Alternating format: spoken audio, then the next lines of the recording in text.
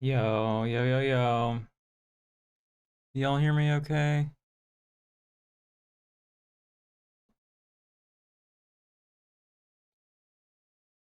Yeah, it's probably fine. We could get a confirmation on the sound. That would be sick. Y'all fucking turn up for the VS streams. I didn't even promote this shit, and we got hella people in here, so I appreciate that. Sound is good. Levels are good. Vibes are good. Feeling good. It's all good. If you understand the reference that I just made, we have a shared history in some capacity. All right, sick. Well, good evening, everyone. How we doing? Check in with everyone, huh? Tell me about your days. Tell me how you're doing. Tell me what cool things you got to see recently. I saw the Testament of Anne Lee the other day, and it's maybe the only thing I can think about. I can't believe how good that movie was. I mean, I can't believe it. People told me, and like it sounded like my kind of thing, but like, god damn. And I'm just constantly listening to the soundtrack. It's amazing. Like, shit. It's so good.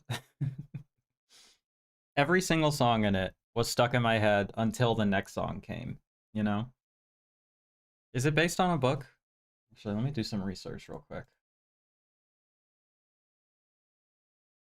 Hello, Velvet Devices. Hello, Jim. Hello, Steven. Hello, Nosferatu. Nosferatu, we're doing hella of your reviews tonight, so stick around. Hey, Jeff. Hey, Addie. And hi, Andrew. The crew is pulled up. I'm always sort of striking a balance with these headphones between it looking good on stream and it being comfortable and not just being in my goddamn face all the time, you know? Okay.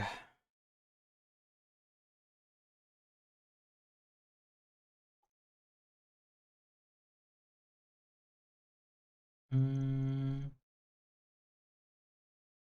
just started The Deadly Obsession, the films of Bill Reeves set. The first film is borderline unwatchable. You may already have plans but could be discussed in new VS releases. That's what's first on the agenda. That should be the name of the stream, right? Yeah. Okay, cool.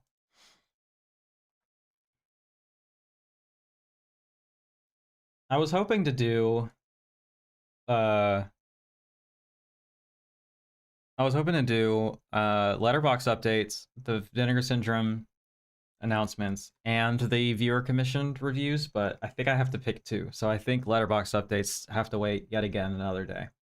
Um, it's okay, Steven. Reading is hard. I get it. Got my nose rings changed out for glass ones for my MRI tomorrow. Ooh, that sounds. I don't know. Was that fun? Was that like a neutral experience for you? How was that in general? You know how it is, y'all. Give me a second. I gotta adjust my microphone. I gotta adjust my hair, and then we're ready to go. I think I've got a really good placement for the microphone, at least. If y'all are telling me that it sounds good, then hell yeah. It was fine. Just don't look like myself without them. That's fair. I'm not really a piercing person for sensory reasons, but you know, I totally get it. If I had to take off my tattoos for a day, I would feel very strange. What's up, Brendan?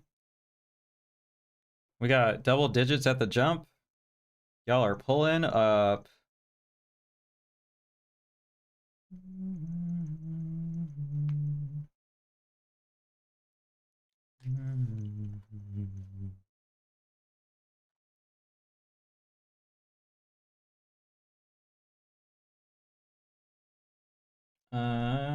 Let me see. I'm just trying to figure out if this movie was based on anything so that I can read it.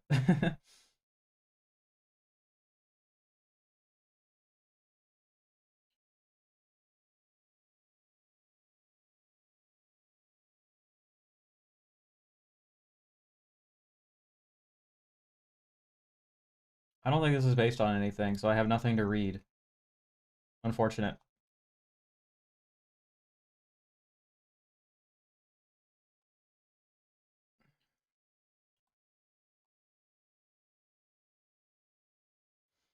Can't wait to hear what you got to say about Axum. Oof. I don't even know what to say. We'll get to it when we get to it. um, I bought 4 releases from VS today and it was 140 bucks. This hobby is becoming totally too expensive. I mean, I got priced out of it a while ago. I was just gonna keep it a buck or 100 bucks. You know what I'm saying? uh, it is what it is. You know. Yeah, shit's fucking expensive, and um, it's not slowing down. Thankfully, I'm in a position where I get enough like stuff to review and stuff like from viewers and stuff to like from commissions that like I'm kind of good with the exception of a few things here and there. But even then, like it's too much. Like it's crazy. He's been so excited for your review. I'm glad to hear that. Axum is fascinating. That's certainly a word I would use for it. It made me kind of sad, to be honest. We'll get to it. I'm listening to the Testament of Anne Lee score right now because I'm just kind of obsessed with it. It's gonna be like high up on my albums list as well as my films list.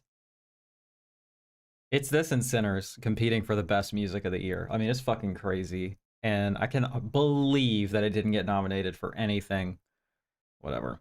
Feels like you're watching 10 different VHS copies in variously different qualities. It sure does. That's a pretty apt description of the experience watching it.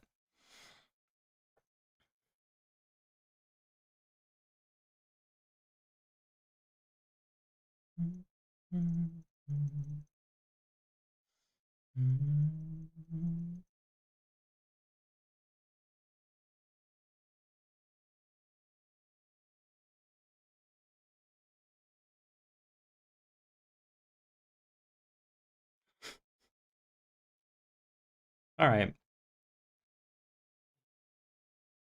Yeah.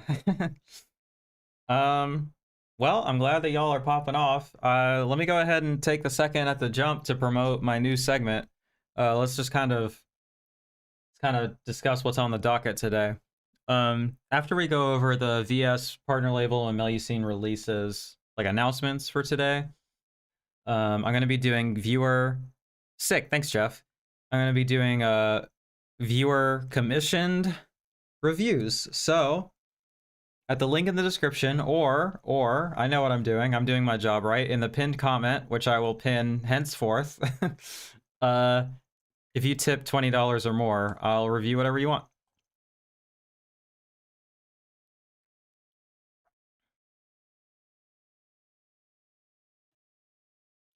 Now, let me just put that in the chat because I am a consummate professional and I know what I'm doing. Oh, I opened up my notes app to copy and paste it, and I saw this song I wrote the other day. It's fucking sad as shit. Haha. Just kidding, right? Um, there we go.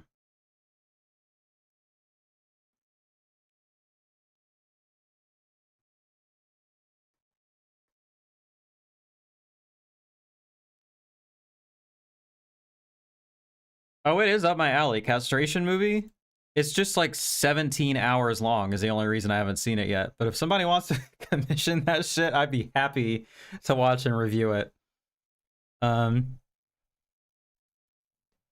Yeah, I might have to. How long is it? Because I kind of figure 2 hours is the is that price point or whatever. But castration movie,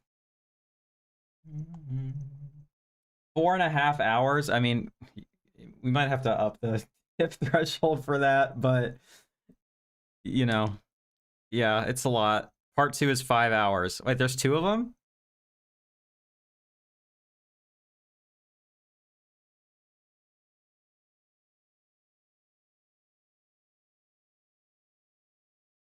That's kind of insane. Have I ever seen Final Flesh? No, I think I have it. Let me double check. Okay, Final Flesh. I'm pretty sure I have this. Yep. Yep. Wait, no, I don't. Really? I never bought this? Shit. Well, I want to watch it. Oh, good lord. Okay. Mm, what am I looking up? Final Flesh. Okay, I do have it. I knew I wasn't making it up, but I forgot to add it to my list. That's crazy, dude.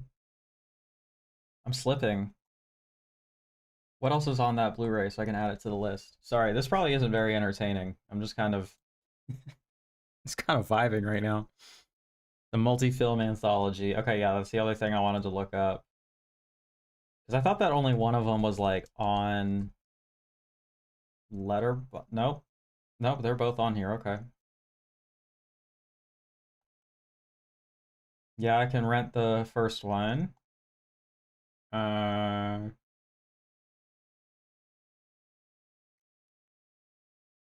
and I can rent the second one. Yeah, I mean these runtimes are kind of insane. Bacterian might be worth buying. I don't know what that is. Let me look it up. Yeah, the Melusine lineup is pretty stacked. Oh, Panic. Okay, that looks fun. I'll check that out. You can get both films on Louise Weird's Gumroad for $3.50. Okay, that's pretty good. I don't know what Gumroad is. I assume that's a platform for filmmakers to share. Let me Google it. Yep, Gumroad. Is this like Bandcamp but for video uh, content? Looks like it's name your price. Or no, it's 5 plus. Okay.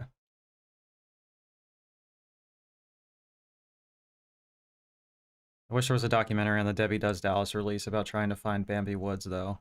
Gumroad is trustworthy. Okay, cool. I see. Oh, I see. It's both of them, and you can buy it at once. Okay, cool. Um,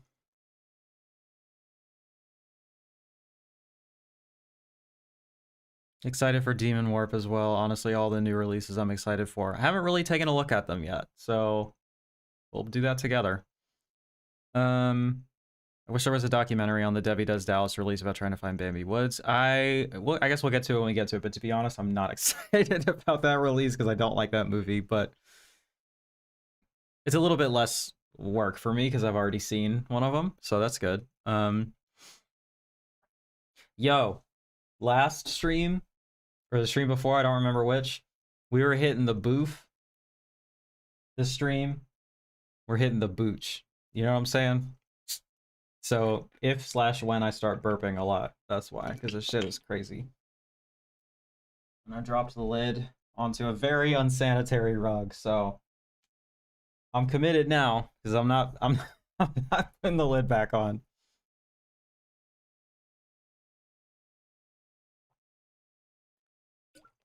Is it Synergy Mystic Mango? I'm not like a booch head or anything, but I do like it. And this is the one that's always sweet enough for me and is a good price. So when it's not sweet enough, I think it's pretty awful, but really gonna strengthen that gut flora. You know what I'm about. I feel like my glasses are hiding how good my makeup is today, which is kind of inappropriate, but I do kind of need them, so you know, whatever. Um, but yeah, I like it, and the fucking hippie grocery store right across the street from my house, you know, they got the hookup with the vegan shit, but if you want like a drink, it's all a bunch of bullshit, except for the kombucha, which I like. So eating the SCOBY, I don't know what that is. Should I look that up?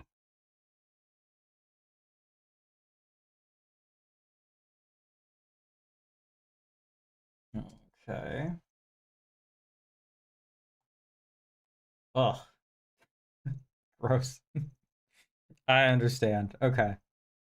Yeah. Thank you. I appreciate that. I've been scared to try kombucha. People describing the flavor scared me. Someone said it's like vinegar. It's kind of like I'm not even gonna front. Like, if pickle juice was like a sweet drink, it's kind of close to what it is. What's my favorite fast food? Impossible Whoppers. Impossible Whoppers all fucking day. I hit that shit any day. So good. Yeah, I'm hitting the SCOBY symbiotic culture of bacteria and yeast. Yum, yum, yum. If I'm too loud, let me know. I got my headphones on and I got music playing, so I'm like trying to hear myself.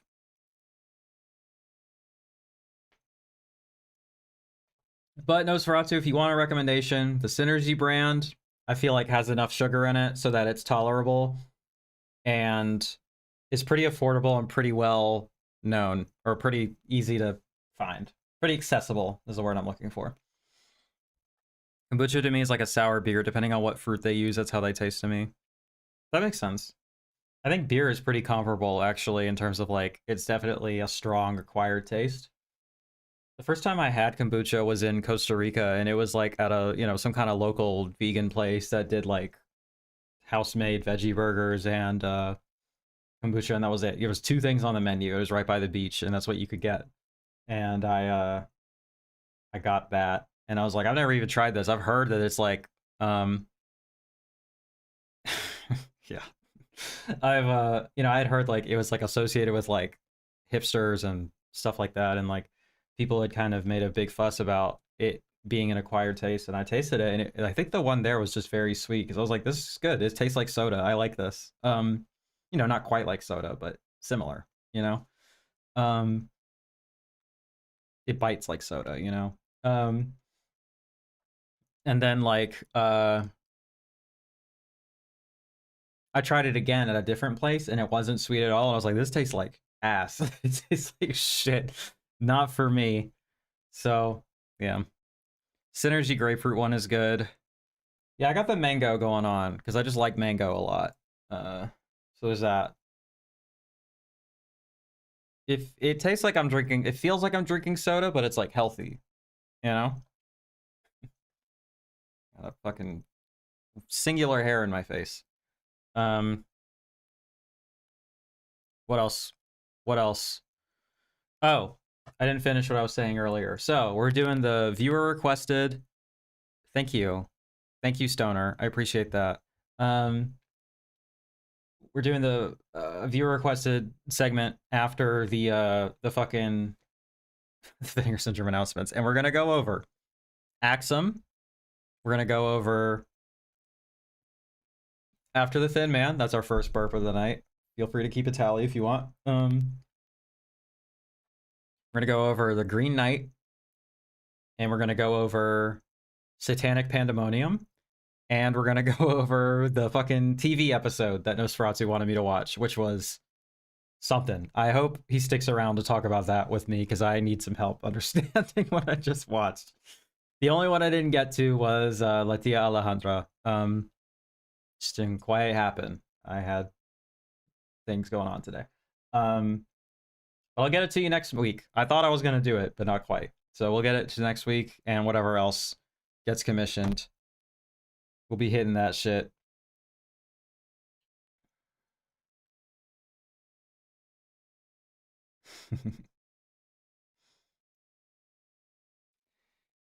Okay. So, with that all out of the way, housekeeping done and done. Thanks for being so active right at the jump. It's always a bit of a anxiety run in the first 10 minutes before chat gets momentum, where I just kind of have to fill dead air. I put on this cardigan because I thought it was going to be cold in here, but I'm a little bit warm, so we might be doing a little bit of stripping later, you know what I'm saying? Gotta watch me. I can't be just saying whatever I want to say. How am I today? I'm pretty good. I had a pretty packed day. Um, you know, I'm doing good. I'm feeling good. There's a lot going on, and most of it's good. Um, we're making it through, you know? I'm feeling more positive than usual. I hope you all are feeling good too. You know what? This is pretty warm, so I'm gonna bail on the cardigan, even though it's cute.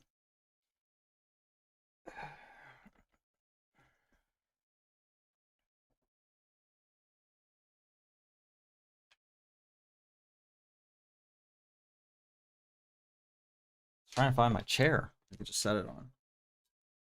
Got it. We got it. I know what I'm doing. I'm a professional. You know what it is. Okay. VS o'clock. I know what y'all came here for. Always a good day when you're live. Thanks. That's sweet. You want me to show the shirt? Okay. This is my Cloud Rat shirt that I got when I saw them. They're a grindcore band.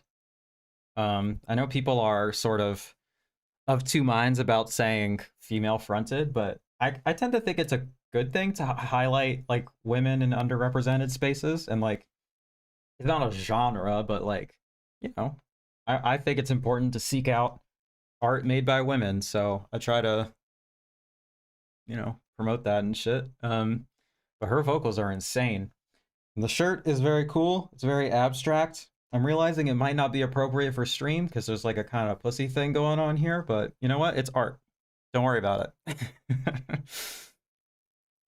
Have I seen Demon Warp? No, people are losing their minds over fucking Demon Warp. I don't even know what that is. But I guess we'll find out together.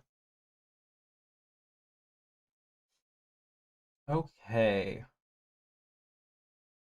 I need some tabs open. I am not overwhelmed by too many tabs. Thank you very much. I know what I'm doing.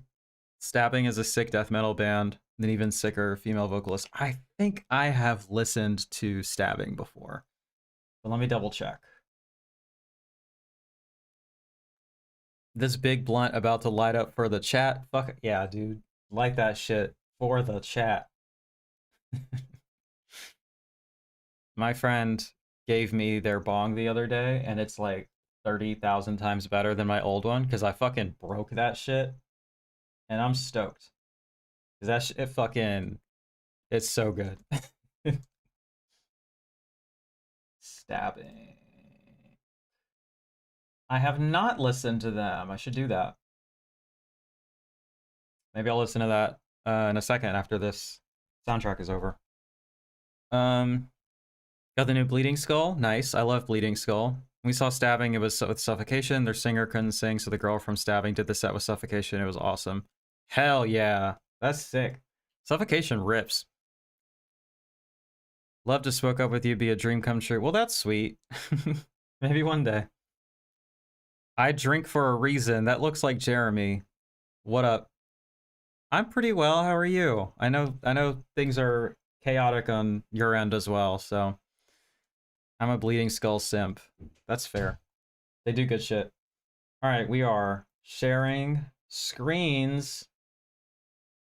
We're on the website. Should I zoom out some? Probably. I'm always having to zoom in and out, depending on what goddamn website I'm on.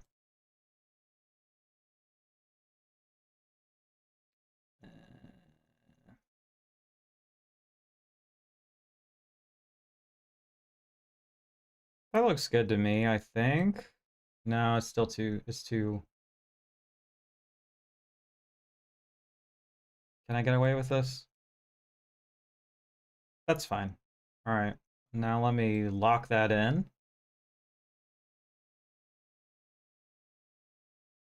It is Jeremy. I don't know why I didn't say my name anymore, but just wanted to pop in to say hi. Well, I appreciate that. Feel free to stick around, but I know you're a busy man watching 37 new releases a day. So I respect the grind. I respect the hustle. Def have come to love Bleeding Skull. Well, they just pack their releases. Like, you get a kind of film school on, like, whatever director it is that they're doing. And they started out with Blonde Death, like, one of the best releases of all time. Nosferatu was saying that he was watching something earlier and I meant to look it up. What was it? Bill Reeves. What is that? Let me come back over here for a second.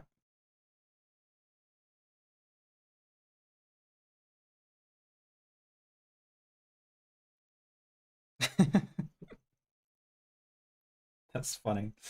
Okay. Bill Reeves. I don't know, Blu-ray. Oh, it is. It is a VS release. No VHS Hit Fest. I remember I almost bought this. That's right. So thank you Nosferatu for helping me out with the fact that this is apparently unwatchable. I'm rocking my Black Sabbath t-shirt all day. The goats. You are so right and so kind. It's actually Sundance weekend, so busier than ever in that regard. 12 films in one weekend, only got 3 to go. Whew. Shit. I can't be on that festival grind yet. I'm still catching up on shit from last year, dude. You watch that stuff virtually, right? So you just get like screeners on your like laptop or something? I don't know. Sounds less than ideal to me, but I also understand that it is what it is. I hate that my ad is my name and not Paige anymore. I didn't even realize who it was. That makes sense. Hi, Paige. Thanks for being here. The first film was. Still gotta watch the other 8. Jesus. VHS shitfest. No, that's like the pun. That's like what you're supposed to read. But it is technically VHS hitfest or VH shitfest. But, you know. 8 fucking more to go. Damn, bro. Hold on, my boss is texting me about something. I hope it's good news.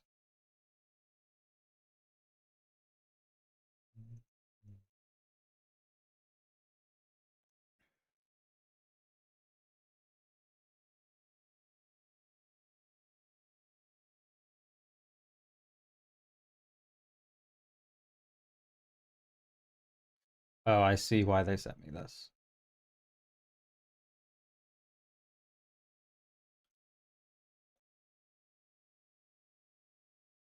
Whew.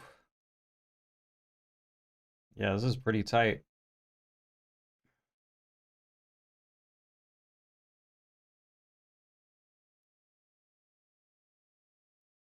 This is bad radio. I apologize. Give me a second.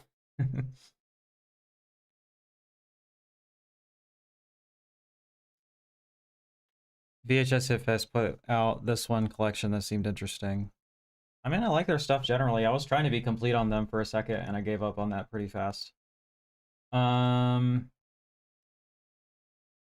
Cool.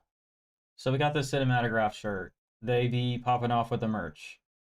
I hope that this is something that somebody likes. The color is just not really my thing, but the design is, you know, fun. And then another one. It's cute. I'm not sure what we're watching. Cool. And then, oh, it's a print. This is pretty cute. I like this print.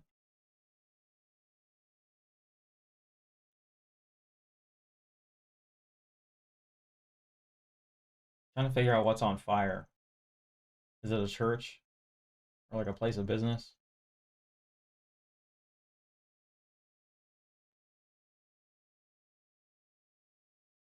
Only 30 of these. What did they pay the artist for this if they're only doing 30? And you got your classic shirt. This shirt is cute. It's kind of fun. All right.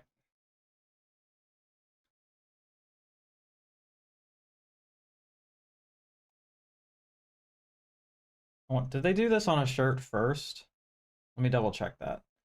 Filmmaker's Bones.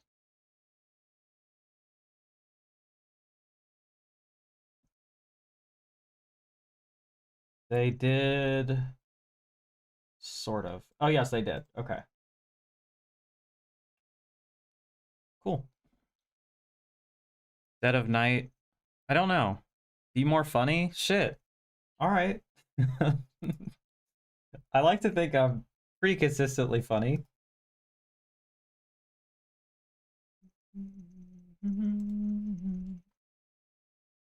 This is the only one I'm actually thinking about getting because I don't know, it feels like a pretty big deal. Martin Scorsese with the you know, the essays and shit, like fuck. I wanna do that. They sold out of this book pretty fast. But you can always get the book elsewhere, so it's not that big of a deal.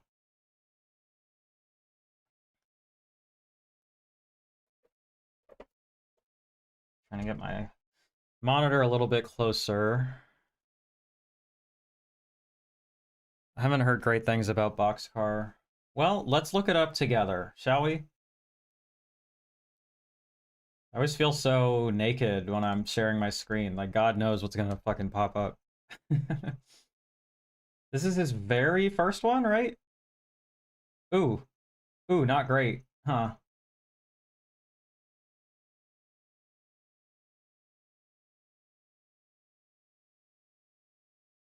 I mean, it sounds good. Is this his very, very first? Uh,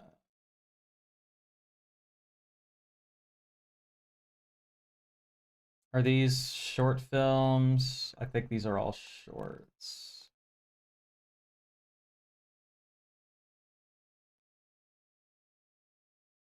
Yeah. Yeah. Yeah. Oh, no, this is his feature debut. Okay. And then we have this one.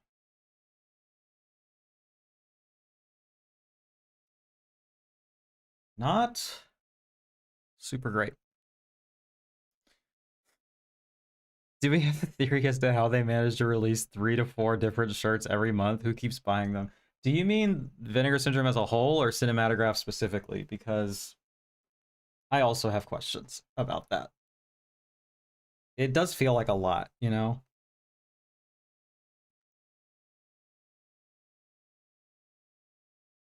I don't know. People like the merch. I don't know what to say. People love merch. Um, I feel like they kind of release variations of the same thing a lot of the time, so it's not really my thing. I have my one VS shirt that I feel pretty good about. I'd buy the Bleeding Skull shirts if they were in my size. What's your size? I mean, you don't have to answer that. But you should depending on what your size is, I have really come to embrace going oversized and just swimming in your shirt. It's kind of a look, you know? Little girl, big shirt kind of thing, you know?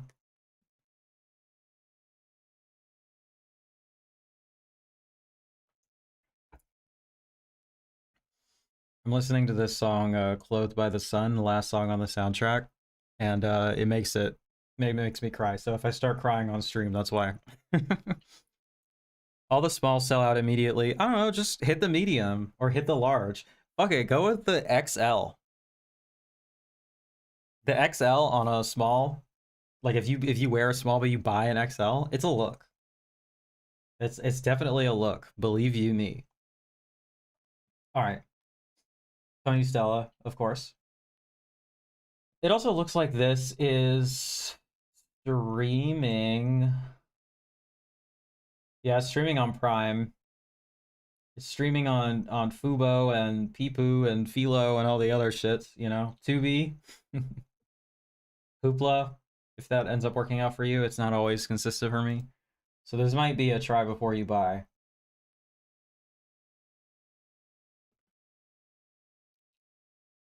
I understand why they put it out though. If I was Justin, I would be in the same position. I'd be like, I don't give a shit which one it is. I want a Scorsese in my repertoire, you know? Boxcar Bertha Thompson, a transient young woman living in the American South in the 1930s, rides the rails, bouncing from job to job. That's number 2. Often leaving dishonest men in her wake. She eventually comes across Big Bill Shelley. Hardworking laborer turned union organizer, they quickly develop a romantic relationship and, along with 2 friends, begin an old-fashioned crime spree, robbing banks and trains and becoming fast enemies of both the railway company and local law enforcement. So, Sophomore narrative feature for Scorsese, who also co-edited the film. Boxcar Bertha bears not only many of the hallmarks of his filmography to come, but those of producers Roger and Julie Corman as well. That was a Roger Corman joint. Nice. Adapted from the book Sister of the Road.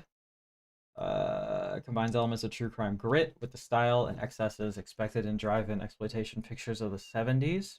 Long overlooked in the filmography of one of American and world cinema's greatest filmmakers, Cinematograph is proud to bring Martin Scorsese's Boxcar Bertha to 4K for the first time in the world from a new restoration supervised by Scorsese himself. Wow, wow, wow. Can somebody confirm for me that you can still hear me when I'm reading off of this monitor, okay? Because, like, I'm literally speaking in the opposite direction of my microphone, which feels like it's not a great idea, but I don't know where else I'm going to put it because it's just kind of a nightmare. Unless I could have it hanging over me. Okay, I'm just going to trust you. And I'll see if I can't get a good overhead hang for it for next time. New audio commentary. New interview. New interviews, new video essay from Daniel Kramer. What price a crucifix tree? Okay. TCM introduction and a booklet with essays from Robert Daniels, Bill Jabiri, Beatrice Loaiza, and Glenn Kenny. Neat. Thanks, Val. Thanks for being here. Okay. Well, I guess I will be interested in this. I was considering buying this because I didn't realize that he had a like not particularly well received film in his filmography. I kind of thought they were all bangers, so maybe we give this one a shot first. I also thought it would sell out faster. Like I thought it would be already sold out, to be honest. Oh, is there crucifixion in this too? Shit. He's got like a fixation. Oh no, never mind. This is the book with like everything. So this is Last Temptation. Okay. Gang's all here. That's right. It's VS Day. Everybody pulls up. Next is Dead Boys Can't Fly. I don't know this one. An Outrage in America. All right, let's hit the LB first.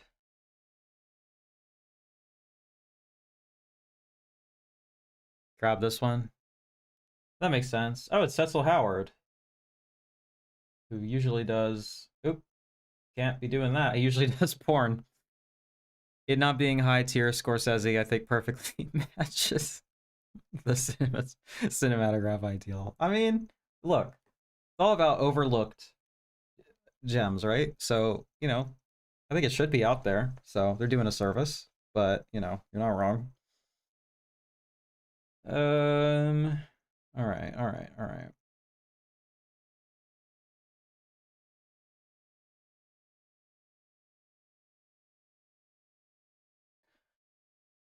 A Clockwork Orange for the 90s. That's high praise for a film with 100 views. I gotta say. That wasn't a dig? Okay, good. I appreciate the clarification. It sounded like shade a little bit, which, Buzz shows his artwork to Norman at the employment agency. Norman laughs in his face. I probably should be reading the description on the VS site instead. Okay.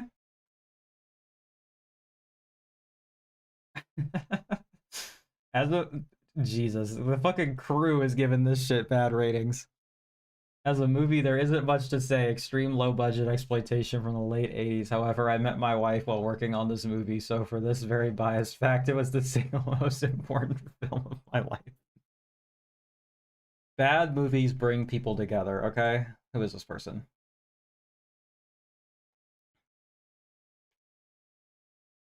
Okay.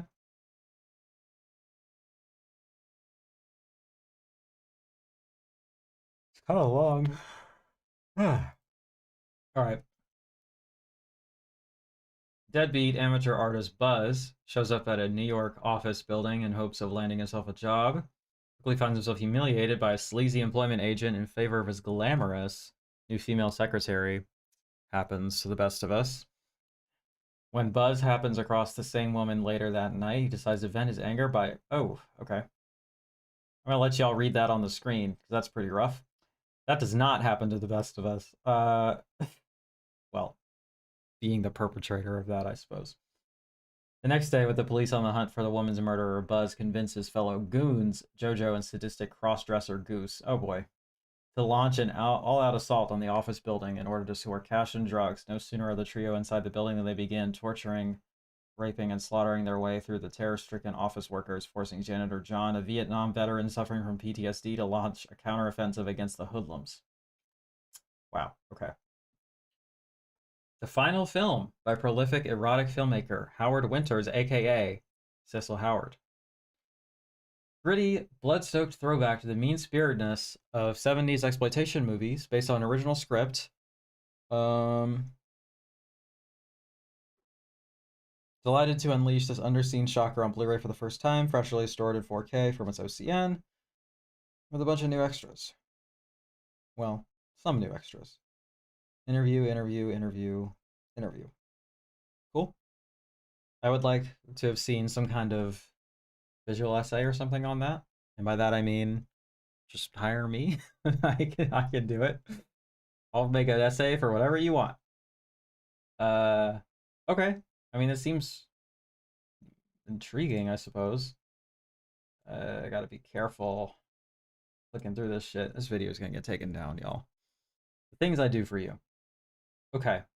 Body of Evidence with Madonna and Willem Dafoe. Neat. Is this a goddamn slipcase? Yeah, it is. Okay.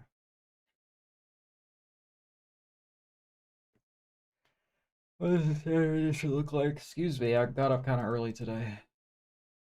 We don't know. Doesn't say. Usually grab whatever's on the VSA line. I mean, you know, if you've gotten this far, you might as well keep it going, right?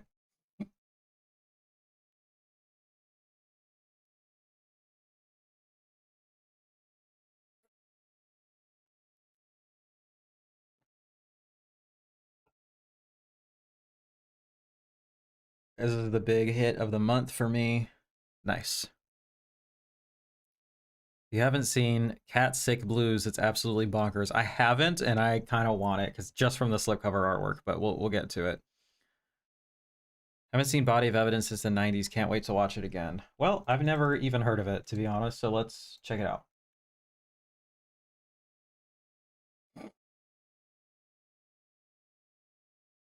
Uli Adele. That sounds like something John Travolta would say at the Oscars. Oh, okay. Okay. I got you. I got you. I'm seeing you. German boy. What else we got? Oof. Rough rating. But, you know, I'm interested. It's on the Criterion channel, which I have again, so I could check it out.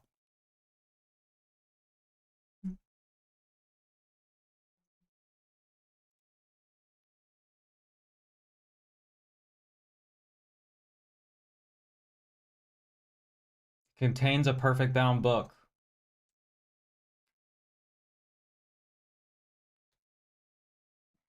Everyone I've talked to has told me this movie is really boring. Maybe. Seems like people are excited. Okay, when the wealthy Andrew Marsh is found dead of a heart attack in bed, the police don't know what to make of the homemade sex tape he died watching. I mean, you know, nor the fact that he was discovered handcuffed. I feel like we can parse a couple things together from those two pieces of information. That's all I'm saying. I grabbed Cat Sick Blues, Hoagie, Unspeakable, and the Bleeding Skull collection so far. Nice. Going hard. As it comes out that his much younger BDSM-inclined girlfriend, Rebecca Carlson, was not only on that sex tape, but also in his will for $8 million inheritance, DA Robert Garrett goes after her, accusing Rebecca of having cunningly made her own body the murder weapon. And with public opinion against her, only Carlson's defense attorney, Frank Delaney, seems to believe that she's innocent, but that's before things get considerably rougher both in the court and in the uneasy confidence between Rebecca and her chosen counsel. Doesn't look good for you. Released at the height of the 90s erotic thriller boom, Body of Evidence took the bold step of casting a pop culture superstar, arguably at the peak of her fame, Madonna. Oh, is that it? Okay. Helmed by a master of the complicated character drama, Uli Adele, with a nail-biting performance from four-time Oscar nominee Willem Dafoe. I like that you have to pick a movie to like represent Willem Dafoe. That's one, I guess. I don't know. What's he most known for? Spider-Man, probably? This racy noir builds tension and mood to a dizzying climax. It also boasts a stacked supporting cast. Okay. Oh, Julianne Moore's in this. I love her. Is achingly excited to present the UHD debut of this twist-filled thriller in both its unrated directors and R-rated theatrical cuts. Neat. OCN, 2 cuts. Interview with the cinematographer, interview with the director, a video essay by Jennifer Mormon. PhD. Oh. The way it was formatted, I thought it was saying that she is a PhD specifically on Body of Evidence. And I'm like, damn. You made a whole PhD tract for this one movie. Archival making a feature and essays. Okay, I mean, not the most stacked, but I would like to watch it at least. It also has some real intense sex scenes, nude Madonna. You guys are selling me on this. I don't know what to tell you. How's it going tonight? I'm late to the party. What did you think of the announcements today? Well, I'm reviewing them live. I really just kind of glanced at them earlier today, and I'm kind of saving my reactions as we go. So far, they seem okay. Oh, Bacterion. This is the one. That's okay. I understand. That's okay.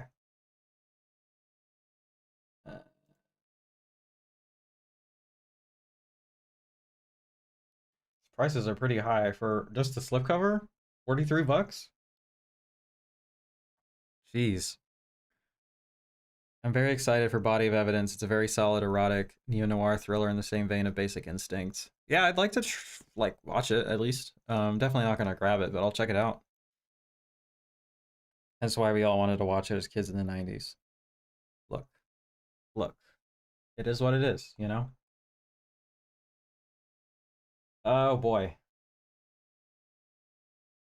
Maybe not the best time to be putting out a film about a killer vaccine.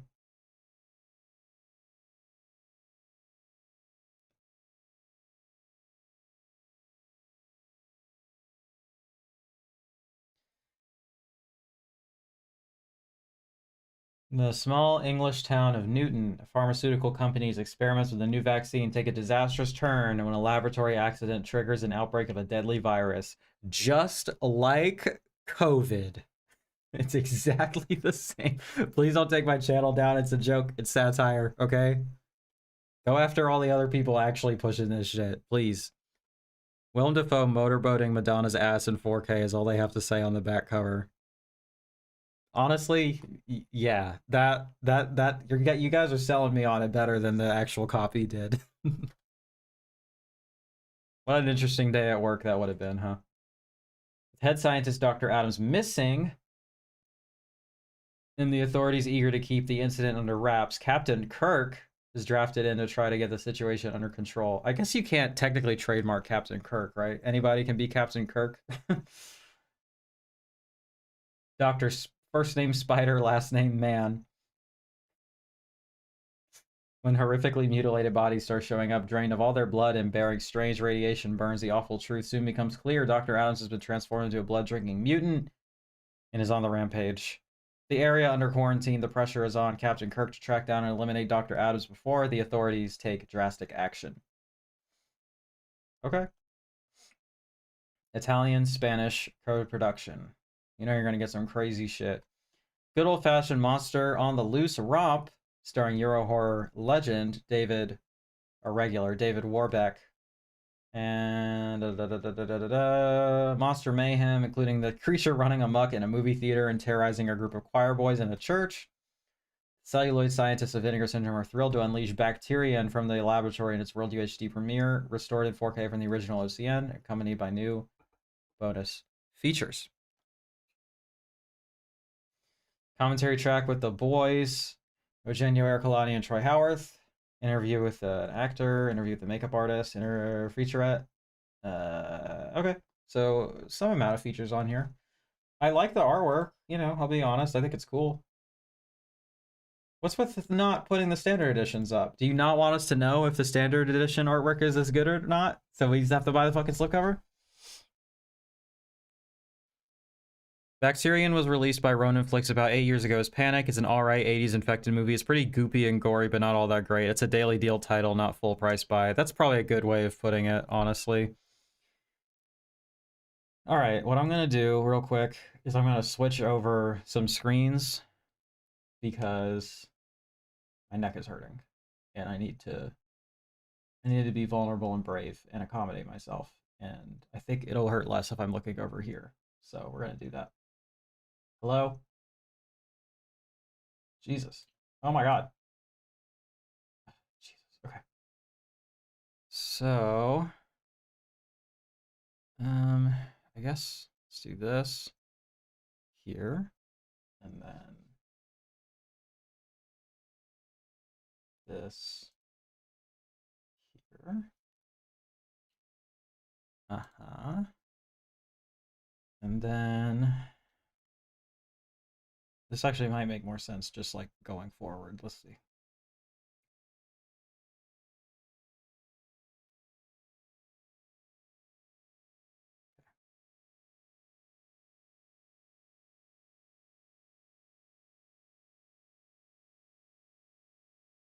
Looks good. All right. I think we got it. I just got to reorient myself because I switched my monitors, but let me stretch my neck real quick.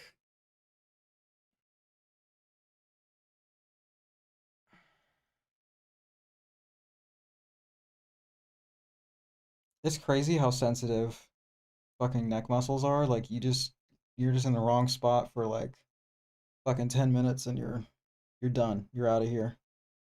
Or is that just an old person thing? Am I just getting old? Mortality beckons. All right. So we looked at that one. And Demon Warp. This is the one that everyone's making a fuss and a holler over. I don't really like this artwork, to be honest. Well, this is cool looking. Nice. I'm glad you're excited. Bill, 7,000 units. Okay, wait, let me look it up because this is clearly a big deal. So, yeah. Nope, that's not what I wanted.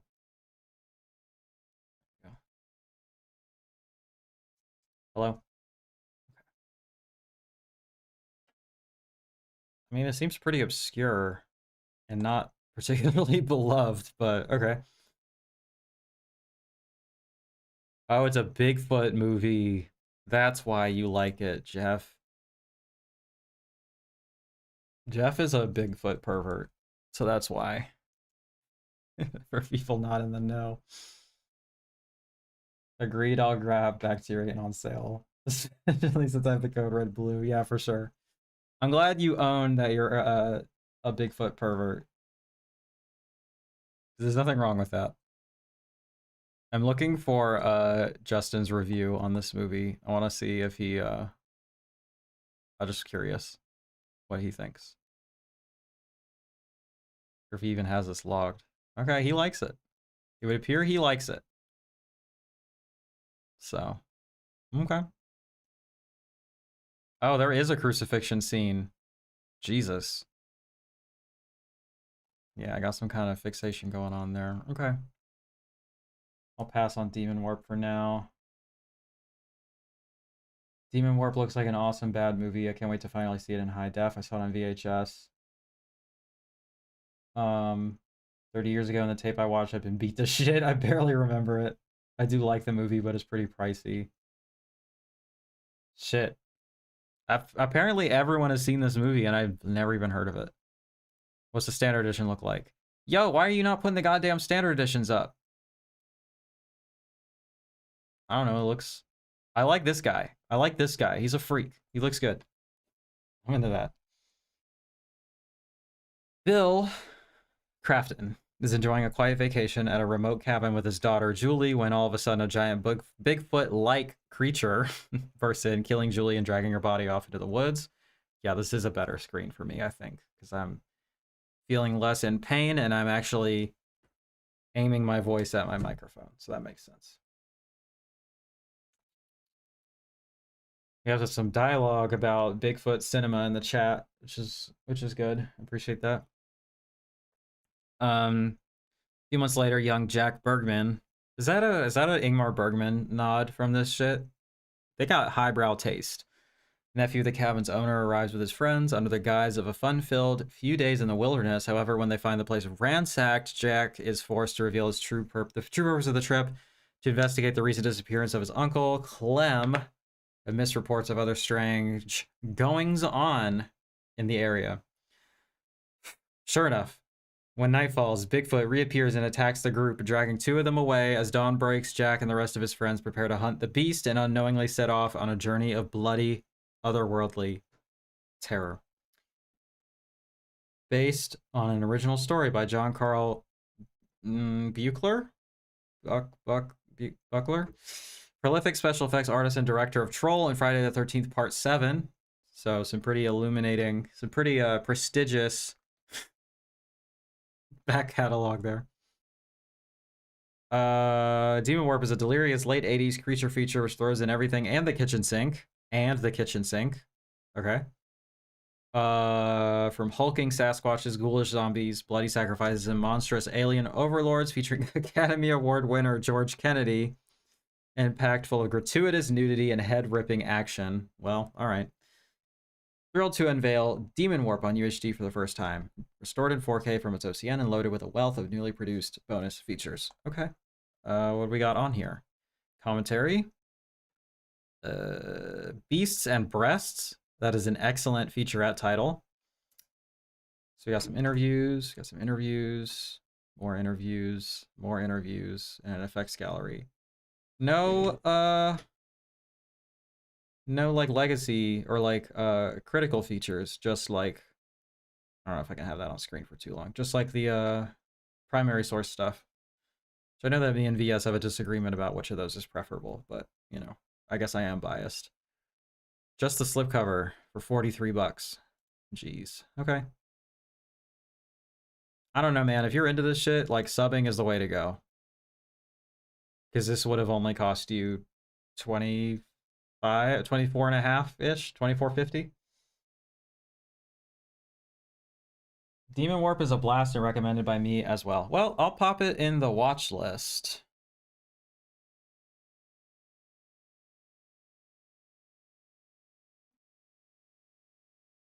Because it sounds fun. That guy looks like Donald Trump. Can we get a better poster than this? I guess that is the poster. So there's only so much you can do. Yo, this one's sick. Well, that's obviously the better one. This one's pretty good too.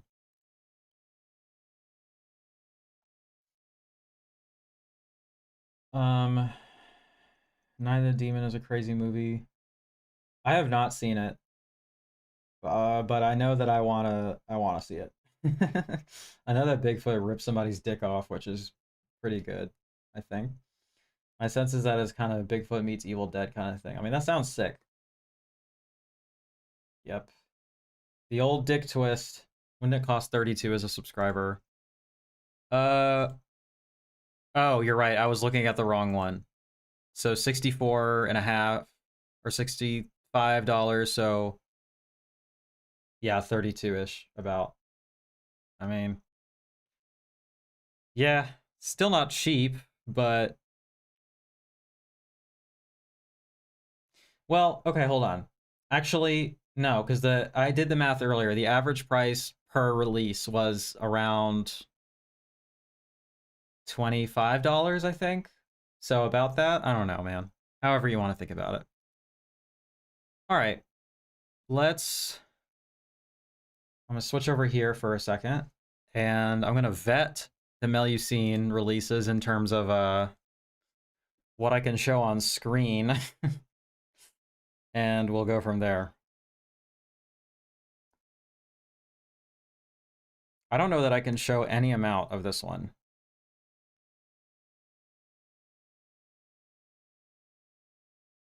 I think I can show this. I don't know. I'm nervous about it, but that's okay. Yeah, I don't think I can show any of this. The standard edition is worse. All right, we'll just have to go with that. And then we're good on this one.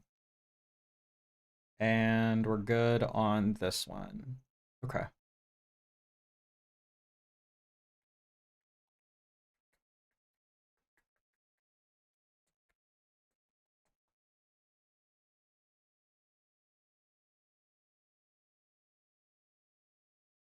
Movie Orgy sold out again, damn. Well, yeah, it's gonna say $36.99 on yours because you can't buy extra copies as a subscriber, but like when you pre-ordered all of them, that would have been the price as a subscriber, right? All right, I'm gonna change the music, even though I'm enjoying this, to be honest. Actually, I'll listen to this next song again. Movie, yeah. Okay. All right. Melusine O'Clock. Let's go over that. Bad Luck Banging or Loony Porn. I am so excited that for Punk Vacation, I get to review a Radu Jude film, who's an amazing director. I'm not going to show you the front of the slipcover, at least blown up, but you can kind of see it. It's awesome, and I'm excited to have the slip. I'm a subscriber for Demon Warp. It would be... No, you don't get the 50% off if you want a second copy. But the copy that you got cost an average of $25, I think, after you average out all of them. I don't know. Maybe it's 30. Fuck. I don't know. I'd have to look at my spreadsheet again. Magnolia Pictures.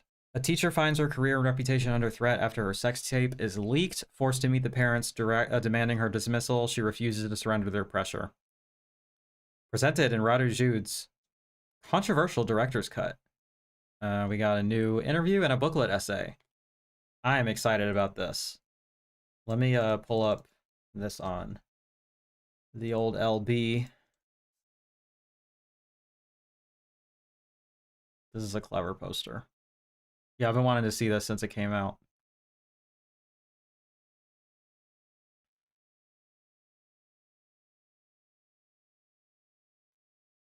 But I don't care if we go down in history as barbarians, and Apharim are two films that I recommend constantly. I love these movies. He did a Dracula one that I need to see. Make Dracula great again. It's long as shit. How many fucking times are we gonna do Dracula, dude? I mean, I trust him to do it over most. Which films have I seen? What's the third one? Oh. I forgot that he did this one too. This is a heavy film. Yeah, check this out. It's just literally 3 hours of wall-to-wall like pictures of the pogroms, or one of the pogroms in Romania, I think. It's pretty rough. But it's important watching for obvious reasons. Anyway, I'm really excited about this. Next is Love Camp. You're gonna have to pull this one up on your own because I cannot show any part of it.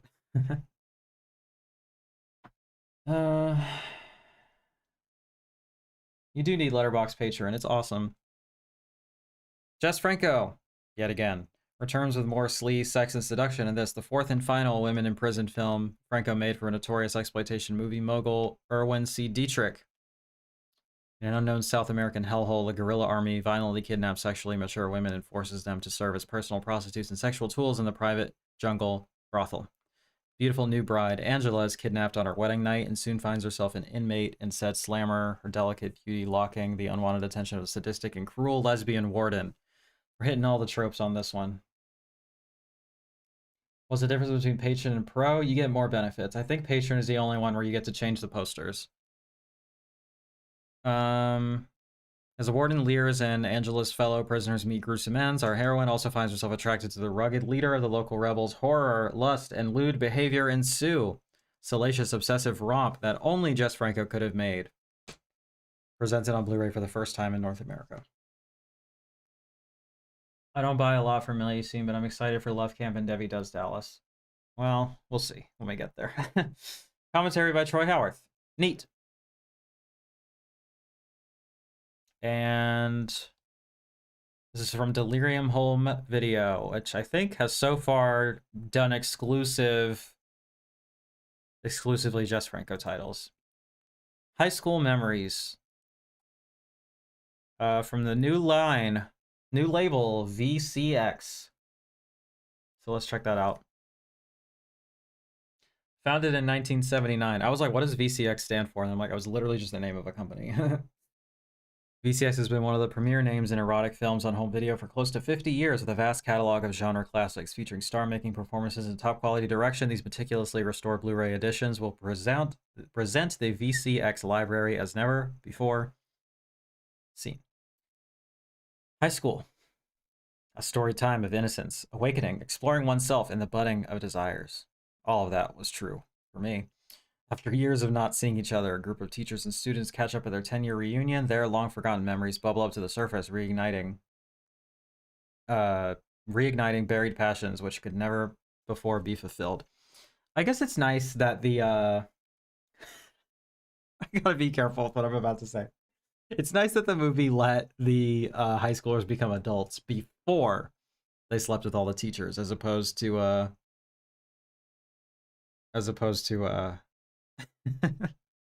doing it while they're in high school, which is what I feel like most of these things are. What should I listen to? We'll go with...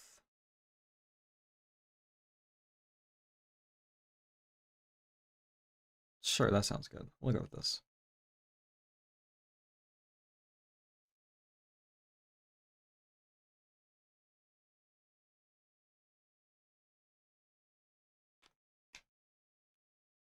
Storm Ruler. I'm listening to the new Mizmor and Hell collaborative album.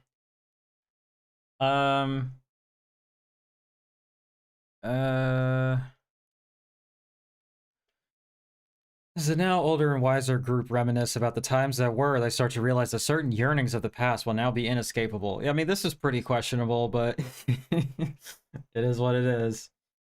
Like an American dissection. Oh, I think I know who you're talking about.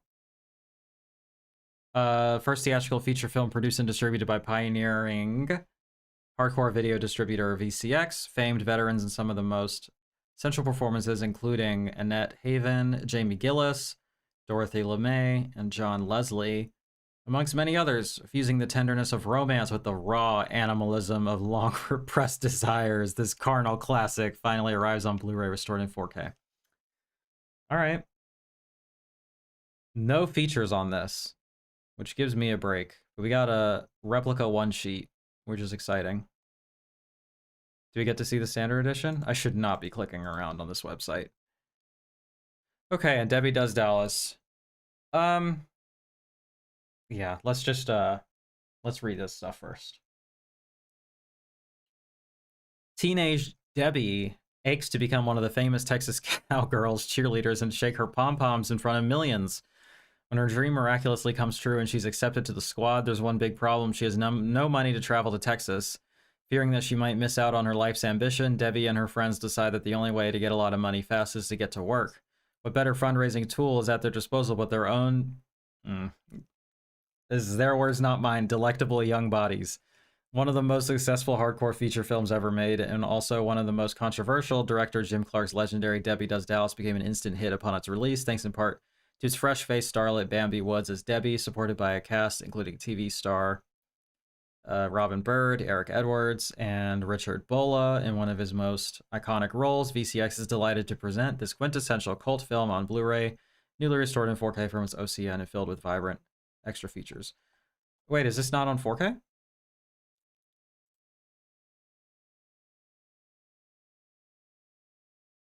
Oh, I assumed it was on 4K. Okay. 4K scan, but not a 4K disc, which is interesting because this is a pretty big title. Um, audio commentary, audio interview. I have listened to this audio interview on the Rialto Report because this is the reason why I watched the movie. Because I was going through their episodes in order and I wanted to see this. Replica one sheet, booklet with essays. Alliteration really helps sell film. It sure does. So I've seen this. I didn't like it. To be fair, I didn't watch it in the best quality. Um,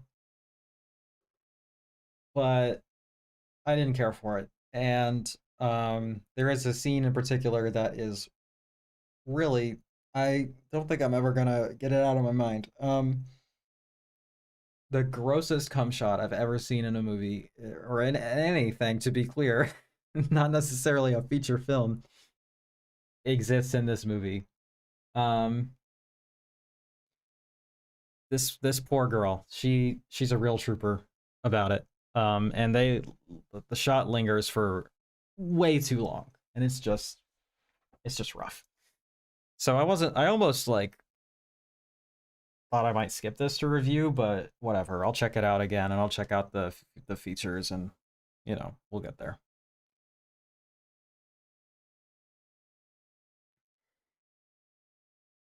The story about Bambi Woods disappearing is better than the film itself. What's the story?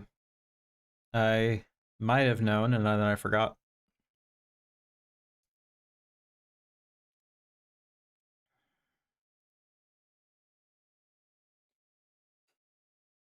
All right, we're an hour and 18 minutes in. I feel like we're not even halfway through because now it's time for partner labels. Was that one on the partner label page? Do I got to be careful here? Does not look like it.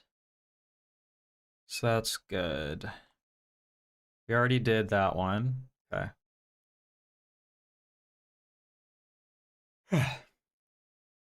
She just disappeared and no one can find her. Damn. That's tough. Uh, yeah, let me look that up real quick.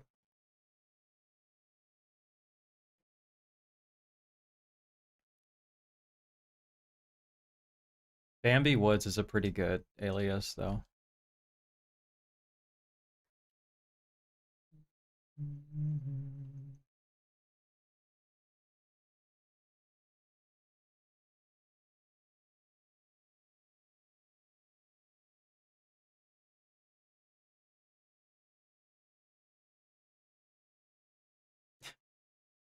Director Jim Clark said in an interview for the Channel 4 documentary Debbie Does Dallas Uncovered that he created the stage name Bambi Woods as an allusion to the Disney character Bambi. Quote, I named her Bambi Woods. There wasn't any real reason behind it. Bambi, a deer in the woods. Do you want to get deeper? End quote. That's very funny. Um,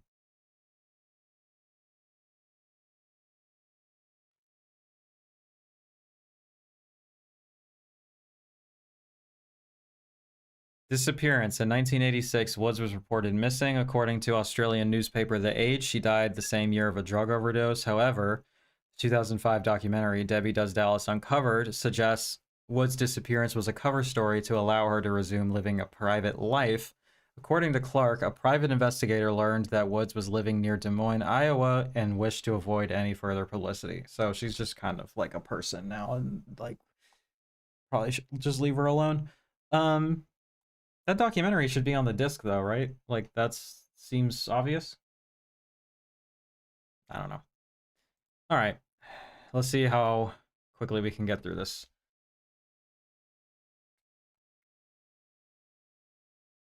The Accidental Getaway Driver from Utopia. Well, at least they're showing the standard editions on these. I appreciate that. And I actually like the artwork better on the standard edition. I'm assuming this was a 500 press, if it's already that low. It should, but it's not. I've seen it before. It's a good watch. Is it on YouTube?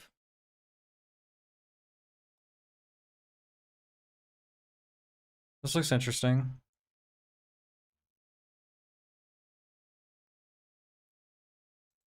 Let me look up that documentary real quick.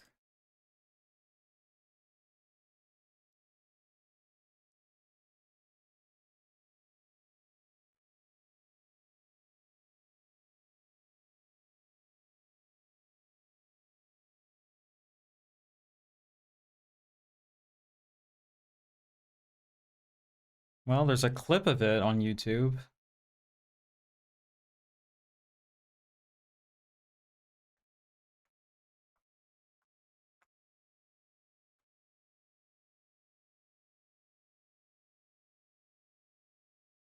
Okay, it's like, it's on the internet. You can watch it.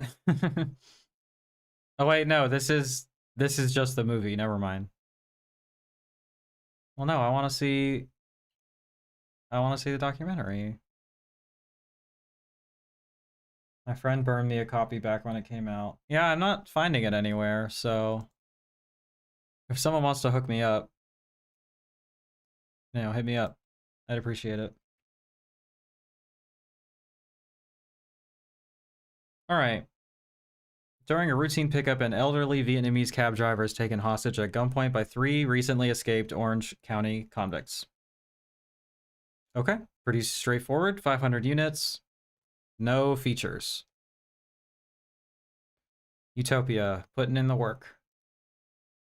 This looks interesting. Brainstorm Media, The Banished, with some kind of crazy artwork going on here. I mean, that's pretty crazy looking too. I'm guessing this is 500 as well.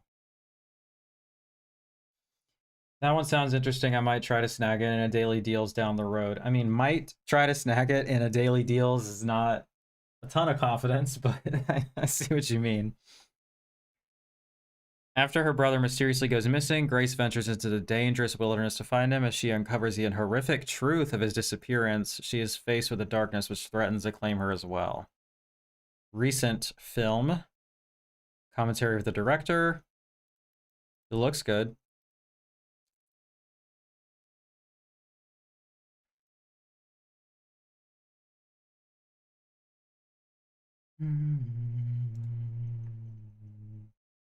Not a ton of people have seen it.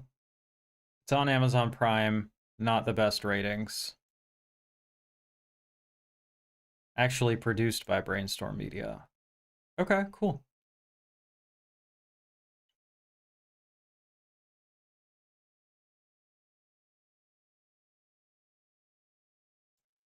Let me look them up again. Oh wait, no, they're down here.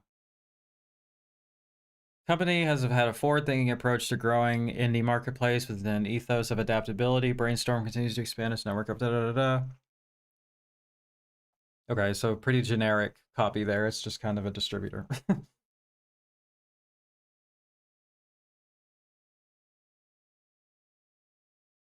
Blackberry. Oh, this sold out fast, huh? Yeah, I've been wanting to see this since it came out. Just because Dennis Reynolds is in it. I mean, it's a pretty good slipcover, so good for them. They only did 1,000 of it. I wonder if people are complaining yet.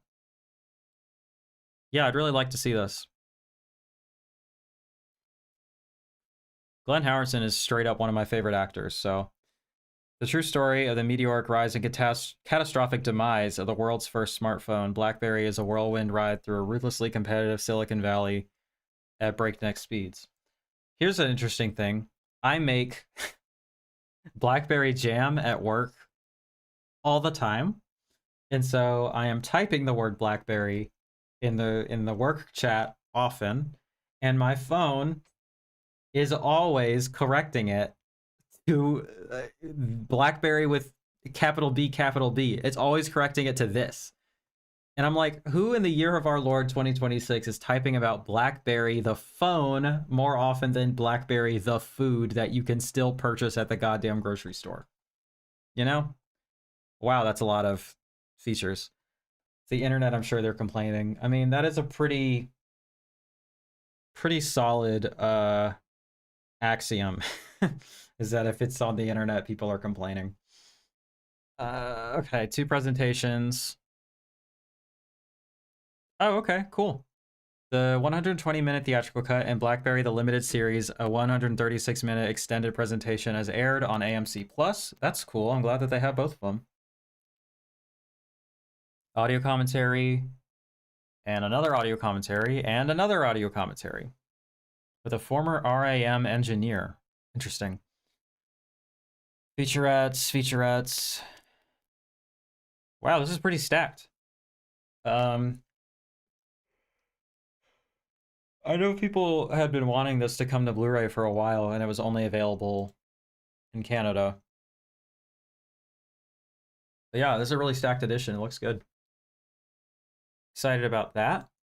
The Bleeder, a rocker shocker from Club Super 8. I mean, it's pretty disturbing stuff.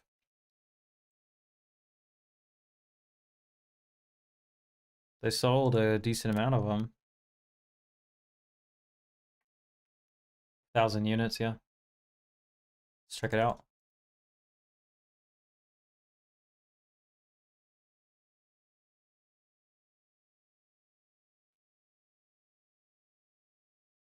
Hans Hartwig. Apparently it's not good. Pretty standard, but I have a huge soft spot for mediocre slashers anyway. Well, there you go. It's something.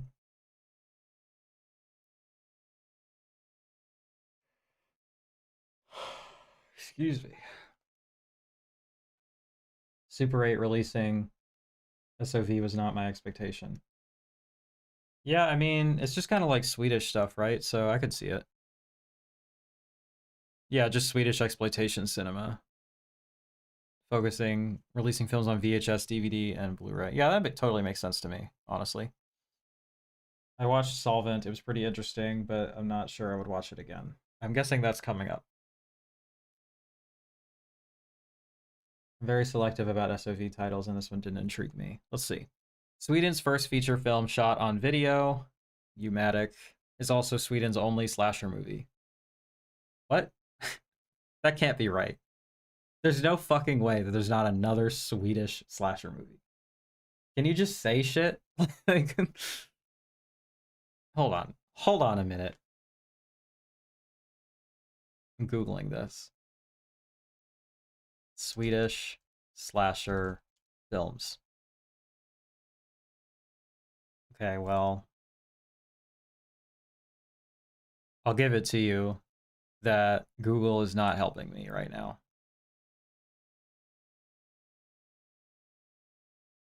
Swedish horror films.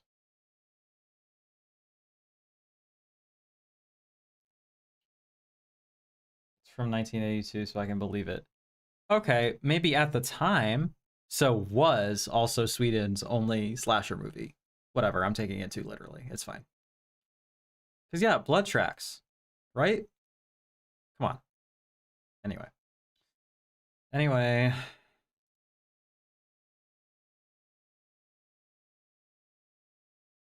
Yes, you can just say shit. That's what the Fuhrer in office. That's true. You know, truth doesn't mean anything anymore. You can just say whatever you want. And it's fine. So, thank you for the reminder.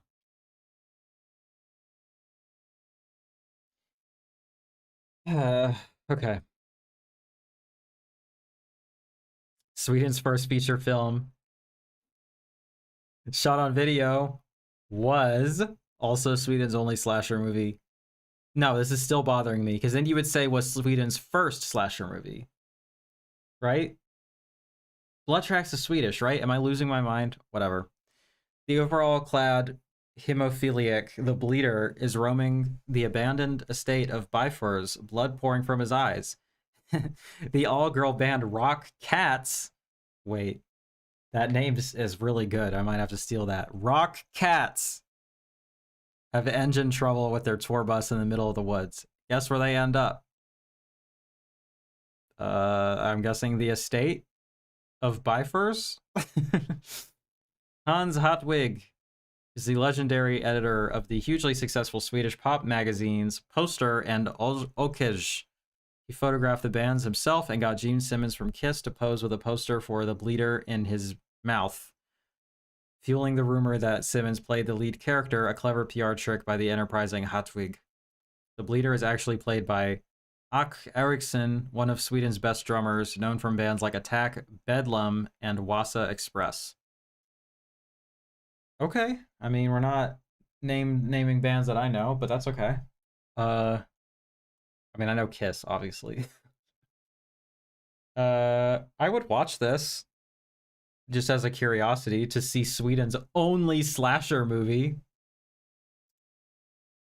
Hang on a goddamn minute. Blood tracks.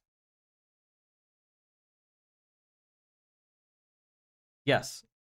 Okay. Come on. Whatever. I'm so excited about Cat Sick Blues. Fuck me. I might have to order that actually. Yep.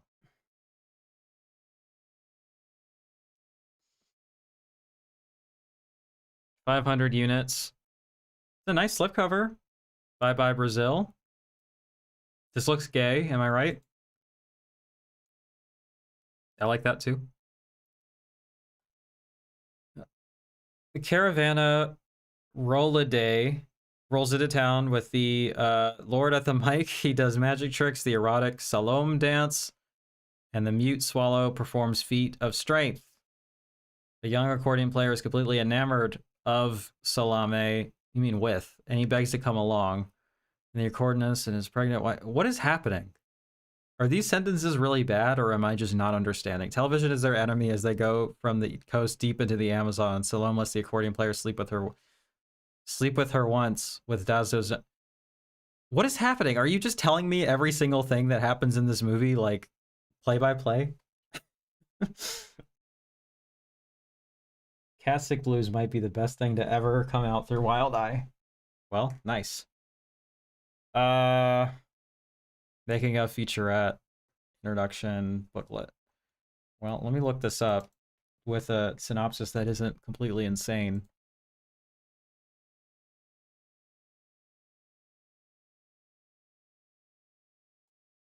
It looks good.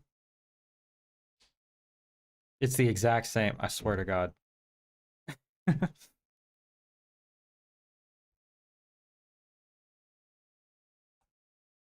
I don't know why I feel like I had heard of this person before, but I guess not.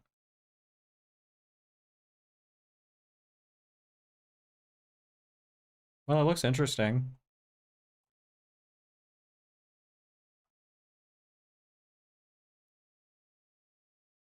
If that is what they're telling you, imagine what they aren't telling you. True. They chat GPT'd the write-up. I don't think so. ChatGPT writes better than this. Straight up. It just does. Like, ChatGPT writes in complete sentences. It's kind of word salad. It sure is. Like, you could tell. Like, ChatGPT has a very distinctive writing style. This isn't it. I don't know what, maybe I'm being mean because maybe this was just written by somebody for whom English is not their first language, but it's kind of a wild synopsis. Anyway, here we go. Here we fucking go. And there's still slipcovers left. Shit. What does the standard edition look like? Not nearly as good. All right, I'm only going to show it briefly because I might get in trouble. But come on. That has to be in my collection somewhere, right? Like, that's got to happen. Oh, let me look it up.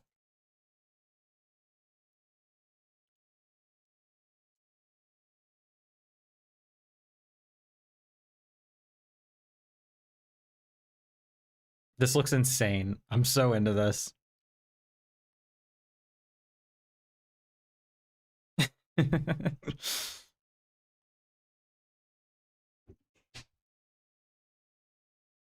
Oh, I apparently follow the director on Letterboxd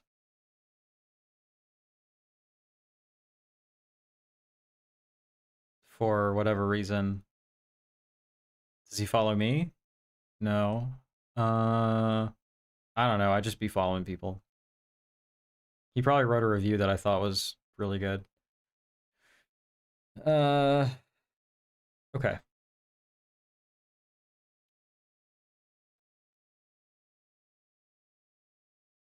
I didn't love it, but I liked it enough to buy the DVD. Okay. Let's see. When Ted's beloved cat dies, grief fractures his mind beyond repair. That's what's gonna happen to me when my cat dies, okay? So, you know, just watch out for me whenever that happens, because I'm gonna fucking lose my mind. Consumed by delusion and anger, he becomes convinced that 9 human lives are the key to bringing his pet back from the dead. Armed with vicious clawed gloves and a haunting cat mask, Ted descends into a nightmare of obsession and murder, but amid all his carnage, he meets Claire, a young woman mourning her own lost cat, and their shared sorrow sparks a bond that blurs the line between love and madness. A decade after shocking audiences around the world, Cat Sick Blues returns in a definitive Blu-ray edition, honoring its status as one of the most unsettling and original works of modern independent horror, celebrated by critics and cult audiences alike for its volatile mix of grief, absurdity, and gore-soaked cruelty. Film endures as a singular vision that's darkly funny, deeply uncomfortable, and impossible to forget. I mean, it sounds good to me. Heather Drain's on it. Shout out. Catboy documentary. Claws and Catcocks. And the original short film, another short film. Whew.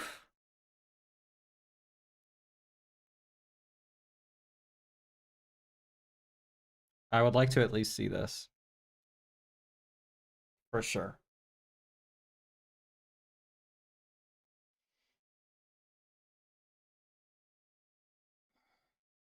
Seems like a lot of people have seen it too, at least in my circles.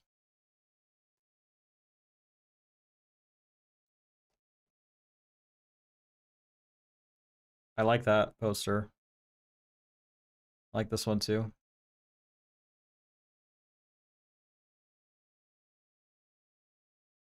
Pretty good. Australia. Okay.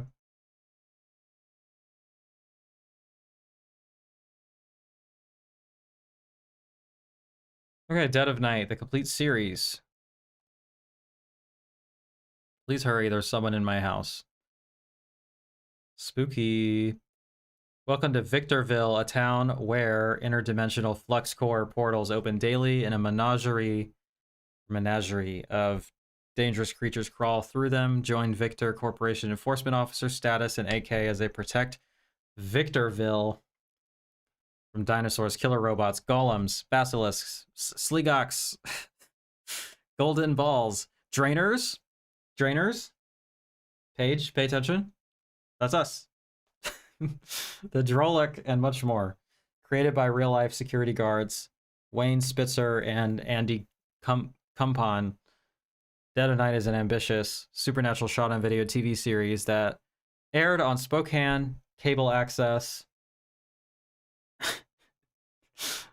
from 1997 or 1994 to 1997. Dead of Night feels like David Lynch directing The X-Files, and VHS Hit Fest could not be prouder to present this unique series in its entirety for the first time. I mean, it sounds interesting to me. I may just buy you Dead of Night so you can see it. I mean, I'd appreciate it. All 12 episodes, previously unreleased episodes, select commentary, interview, oral history, 6 short films, and more. I mean, it's stacked. Stacked as fuck. It's a cool slipcover too. I like it. The artwork is the same, so. But I like the back artwork too, honestly. 300 minutes. So what is that? Ugh, I need to see Twin Cheeks so bad. I've never bought a VHS Hit Fest title, though some of their stuff is interesting to me. Get the Corn Chucker. I love that movie. Oh.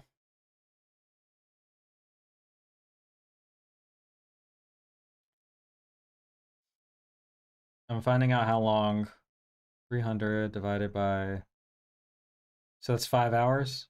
Okay, I mean, but it's broken up, so it's all good. I really want to see Twin Cheeks. Yeah, I'm interested in this for sure. It looks creepy and weird. Deadwood Park. Slipcover is kind of lame, to be honest. I mean, it's not super great either, but it's better, I think. All right, Deadwood Park. I didn't bother looking up the last one because it was a series, but you know what? I bet it's on there. Wow, it's a pretty high rating.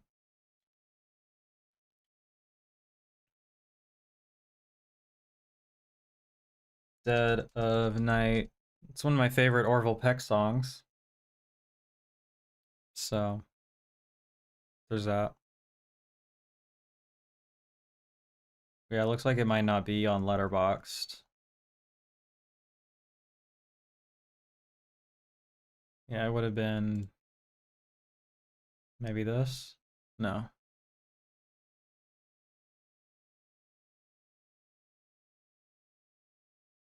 Yeah, go for it. That'd be cool. Eric Stanzi did some cool shit, most famously Scrapbook. Oh, that one's supposed to be real fucked up, huh?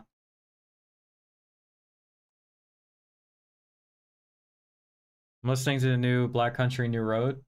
It's good. Oh boy, that's a lot of text. Okay, small community of Adelaide Crossing once boasted a flourishing economy fueled primarily by the rural, at least favorite word, amusement park, Dogwood Park. We have a Dogwood Park. It's like literally right down the road from me. Me and Val watched some wrestling over there. That's where they hold the annual Veg Fest.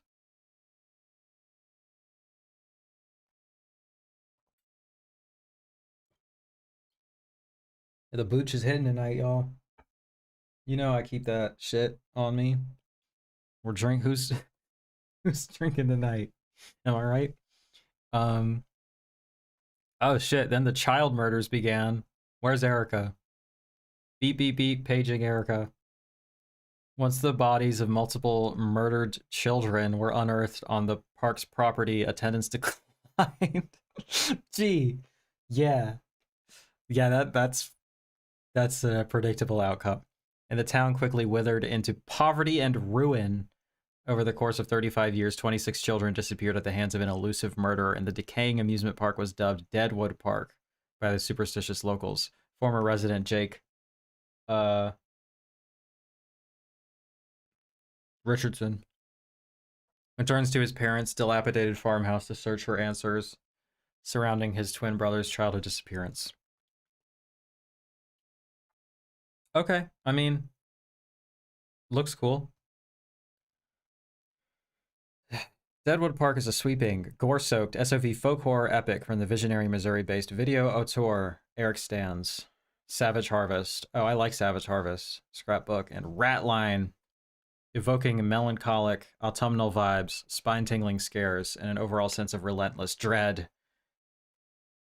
Shit.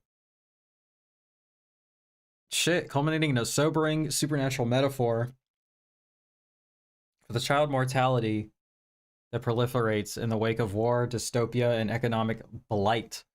Saturn's Core is proud to present the Blu-ray debut of Deadwood Park. New restoration plus an accursed buried chest of new and archival special features. New documentary, feature-length documentary. Neat. It looks good. Embalmer. This is hard. This looks like some old death metal shit. Agfa. When the pain goes away, you're dead. That's true. Silver linings, right?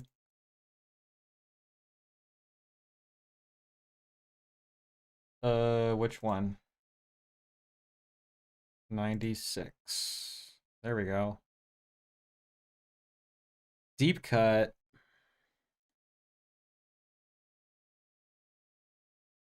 Seems like people generally like it.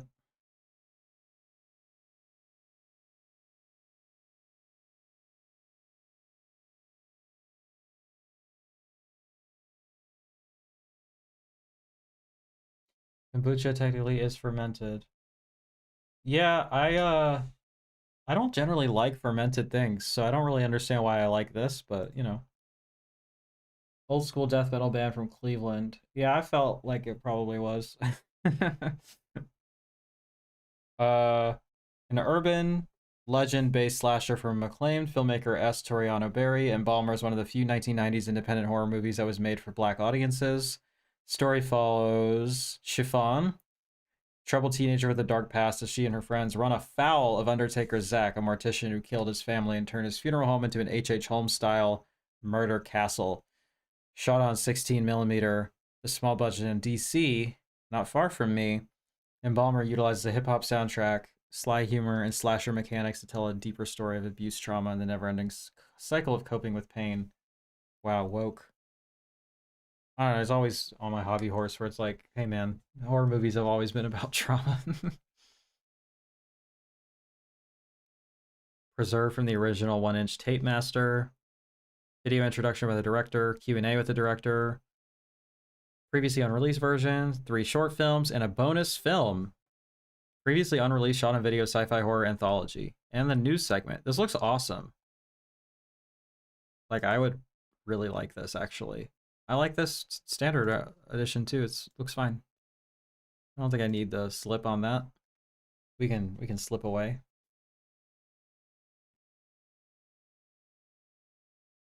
It didn't even make sense. 3 more rows. Okay. This is why I stopped doing these as patron exclusives. They're fucking exhausting. Am I even gonna try? Folie Meurtrière? The films of Antoine Pellissier. Slipcover fucking flew out the door.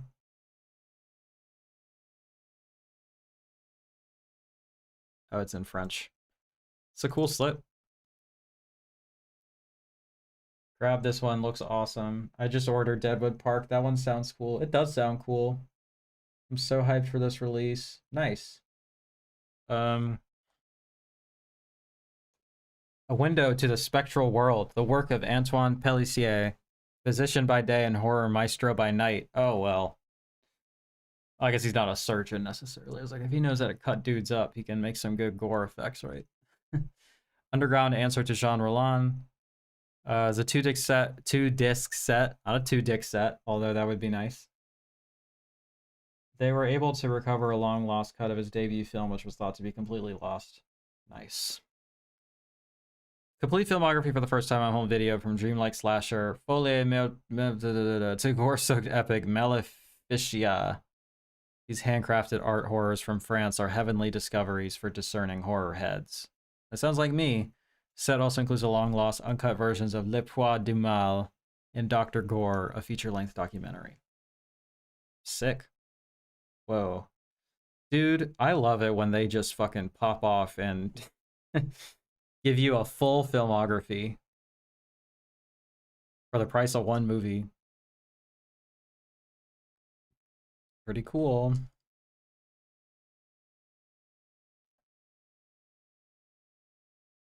Killing Spree.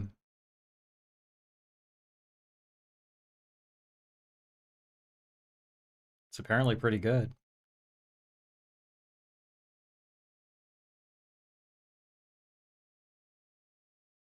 I like the aesthetic going on here. These look good. Shit, this is long as fuck. But I would watch it.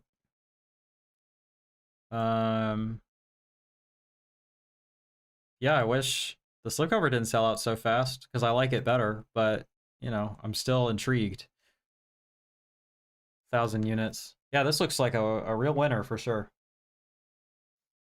Cannibal Orgy is another good example of a full filmography. The one they did, I think it was their second release. Forget the name of the homeboy. Fabio Salerno. This was a really good set. The full filmography. Bleeding Skull shirt. Yo, you could totally rock this last medium. It'd be fine. Or even a large. I think it would be fine. But also, I get it if you're particular about sizes. The Glassworker sold out pretty fast. It's good to see a Watermelon Pictures release sell out. It was a nice slipcover. I missed this when it was in theaters, but I wanted to see it. So I'm glad it's out on disc.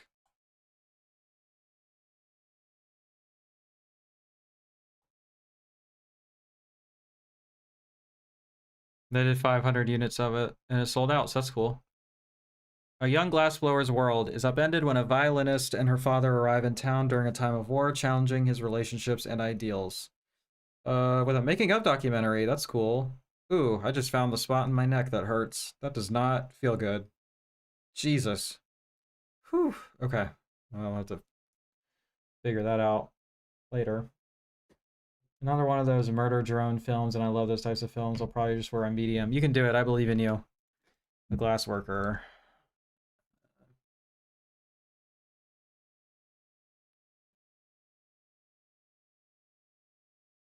Oh, this should be on my watch list.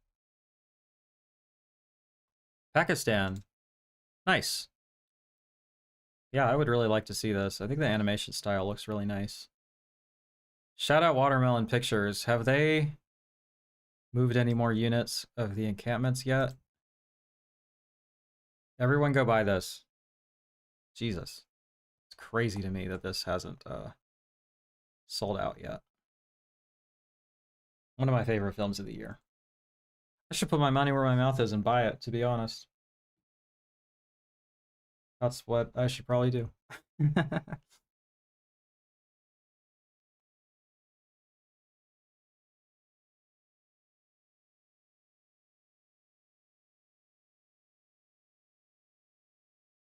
Hoagie from Art Label. Did Art Label finally get a hit? 500 and it sold out. Okay, well, good for them. Looks weird and gross. I'm into it. Let me look it up. Lead by example. All right. All right.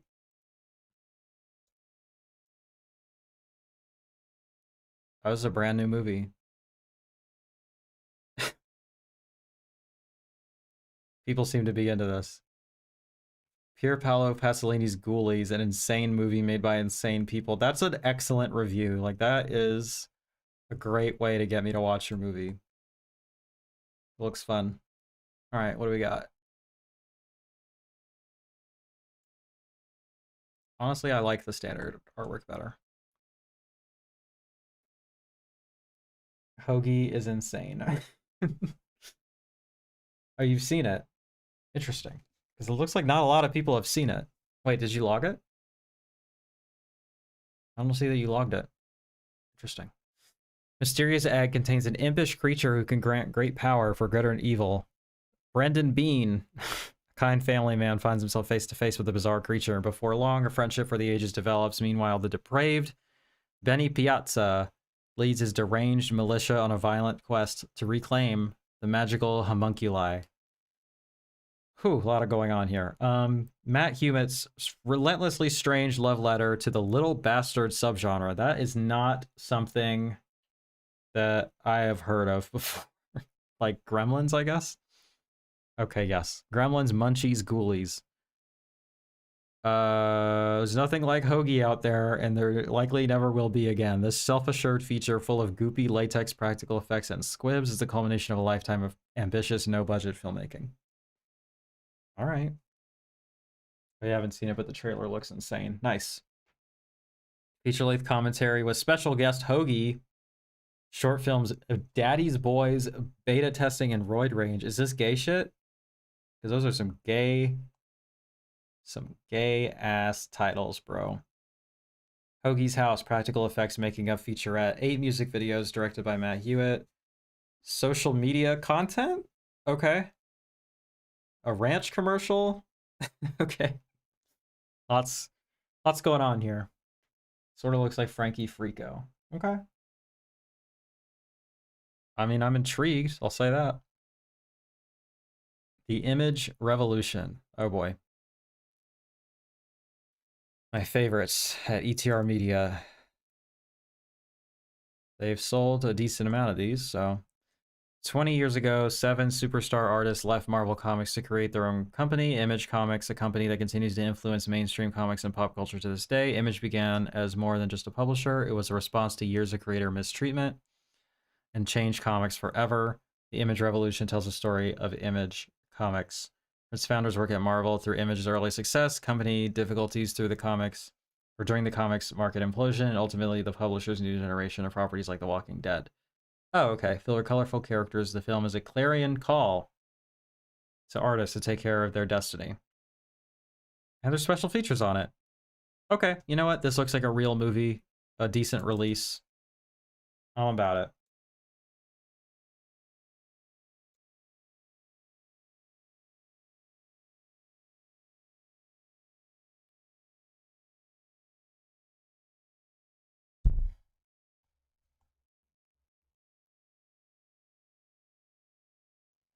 It's on Prime if you want to check it out.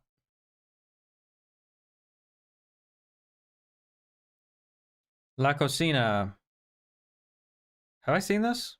Do I know what this is? From Willa. What the hell is Willa? Is this a new one? Willa is a production and distribution company recognized by Forbes 30 under 30. Like the whole company? And supported by Sundance Institute, dedicated to amplifying culturally and socially important storytelling. Okay. Thank you. I'll check that out. In the heart of a bustling Times Square kitchen, dreams and desperation collide as the back-of-house staff each chase the elusive American dream. When money goes missing from the register, the spotlight falls on Pedro, passionate dreamer entangled in a tumultuous love affair with Julia, a waitress grappling with her own commitments. As tensions rise and shocking revelations unfold, relentless pace of the kitchen threatens to shatter the hopes and aspirations of those who keep it running. High-stakes drama that explores the intersection of the personal ambition and systemic exploitation of undocumented immigrant workers within the pressure cooker environment of a Times Square, New York restaurant. Seems like we got a good amount of features. It looks good, and I like that slipcover a lot, honestly. I like the lobster on the back. That's fun. Rooney Mara's in it. Okay. How many did they press? 500? How many are left? 200? Okay.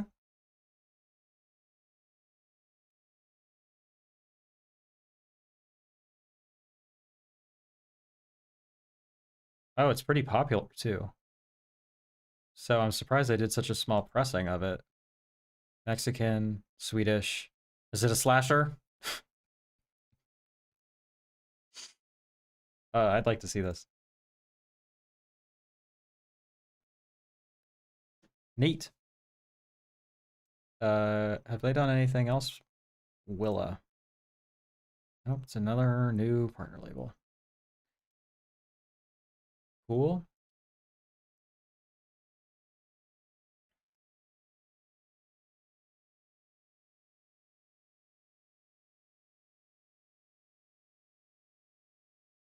Okay, I'm kind of pissed that this didn't end up on the Melusine website because it feels like it should have. But anyway, Looking for an Angel by Connie.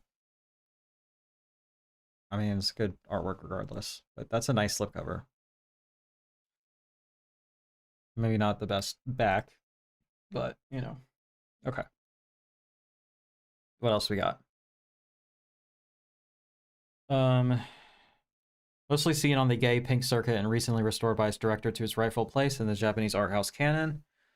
Akihiro Suzuki's debut takes the death of a young gay porn performer named Takashi as its starting point. Looking for an Angel follows Shinpei and Raiko as they process their friend's disappearance, their memories coalescing into a bold exploration of grief set against the backdrop of a nostalgic blue-hued city shot in a variety of filmic formats. As the viewer begins to piece together Takashi's story, laden with desire for another boy named Sorao, between the cities of Tokyo and Kochi, where the boys look like angels, powerful free associated beauty emerges from a unique work described by Suzuki himself as neither straight, gay, queer, bisexual, asexual, or pornographic, but rather anti-hetero sexist. Okay. A film completely free of dogma and convention. At the time, I felt a sense of rebellion against a heterosexual dominated world and wanted to portray sexuality and identity through an ambiguity that cannot be categorized, says director Akihiro Suzuki. I wanted to make a 35mm film like an 8mm film, mix various visual media, and include people of diverse sexualities around me in it. Shout out my friend Dakota Newt, commentary track. New scan of Angel's body temperature, and select scene commentary on that one. And Liz Purcell's on it too. Is this porn? I don't think so, because it didn't show up on the Melusine site, so I don't get to review it. But I think it is a pink film.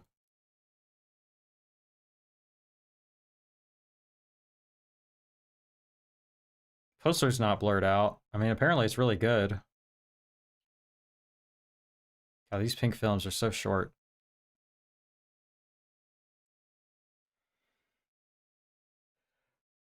Excuse me. All right.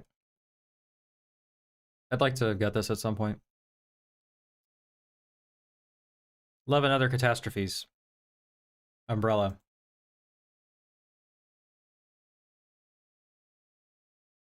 Guessing 500 on this? Yep. Mia, an ambitious film studies student, finds herself entangled in a web of relationships and miscommunications. Her housemate Alice is a frustrated perfectionist, 4 years late with her thesis and looking for a man to fit her rigorous relationship criteria.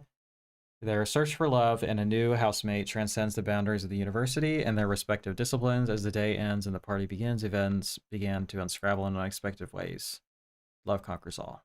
An audio commentary and an interview. Okay.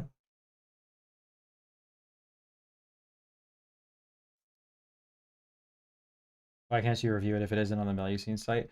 Oh, just for Punk Vacation. It means I have to like buy it myself. I get review copies from Chris, the host of Punk Vacation, for so that I can contribute to his segment or to his show with my segment because I can't afford to buy the Melusine releases. So it's a symbiotic relationship going on there. Right? This is the one? No, it's not the one. How do you have 2 movies with this name? This looks like an episode of Friends or something. It's apparently pretty good.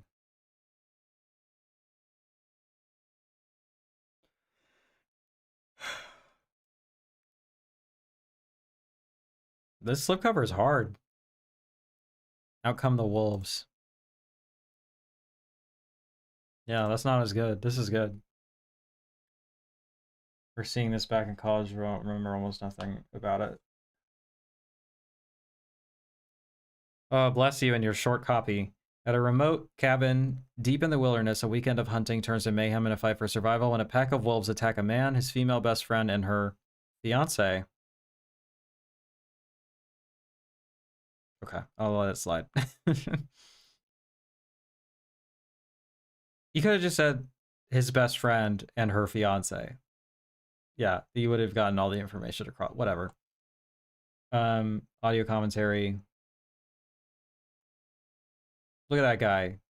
Grr, he's angry. Grr, awoo. Out come the wolves.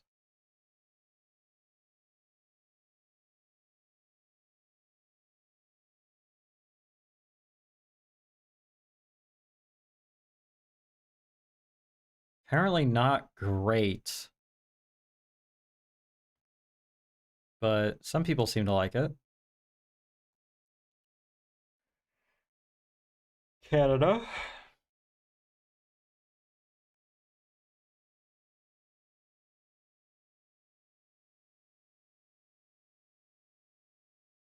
Petite Solange. An interesting slipcover here. Guessing this was a 500. Yep. I mean, I like the standard artwork too.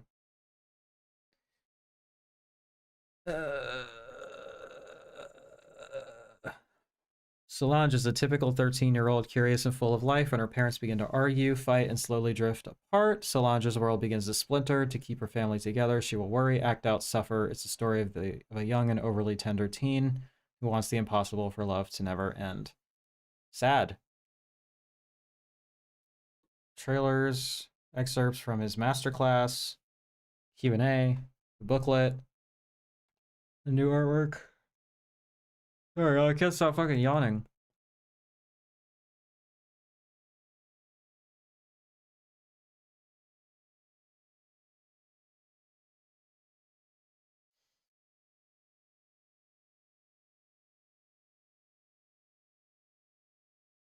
Wrench. I mean, I'd check it out.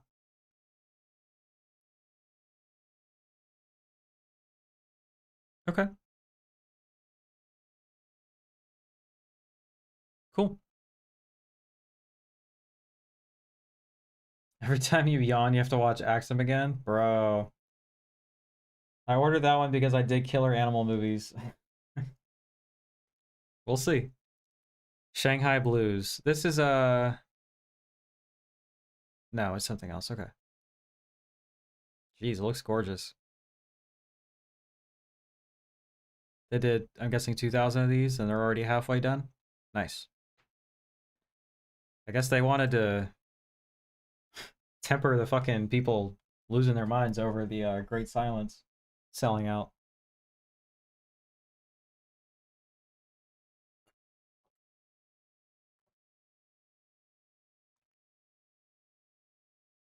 We did it, y'all. The booch is done.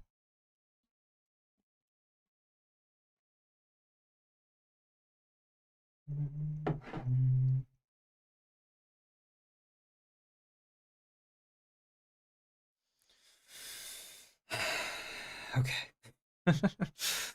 In 1937, after the Second Sino-Japanese War breaks out, a soldier and a young woman have an awkward meet-cute in darkness under a bridge as they seek refuge during a bomb raid. Although they can't see each other's faces, they promise to meet again after the dust settles. 10 years later, the soldier, now a burgeoning songwriter and tuba player in a marching band, is back in town desperately searching for his would-be soulmate. Okay, I don't want to spoil too much. Interviews, commentary with Frank Zhang. Let's go. Booklet. Nice. I'm glad he's working with Film Movement.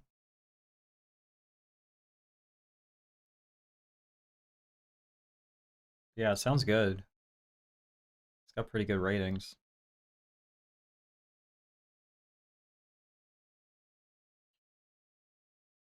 Yeah, I'd like to see this.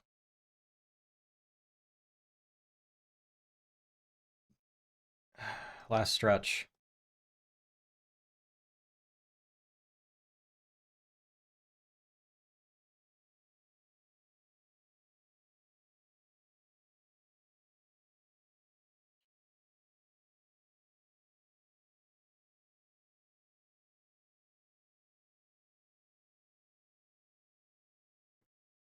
Only 26 of these, so if you want it. Although I like that artwork better, to be honest.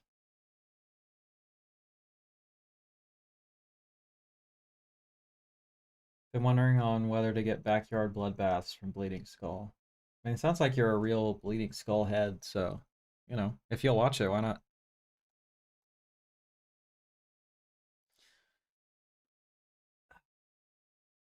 They did 500 of these. An American expat joins a team of experts searching an abandoned Austrian farmhouse for historical Nazi documents that may be hidden within it. However, when they discover a secret buried deep in the home's bowels, the team is forced to confront an ancient, insatiable evil intent on consuming them and everything they hold dear.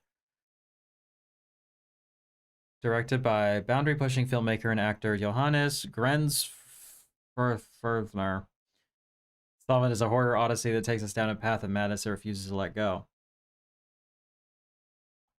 Locations and a booklet. Okay. I request to move one of my reviews to next week. Sure. Making my job easier. It's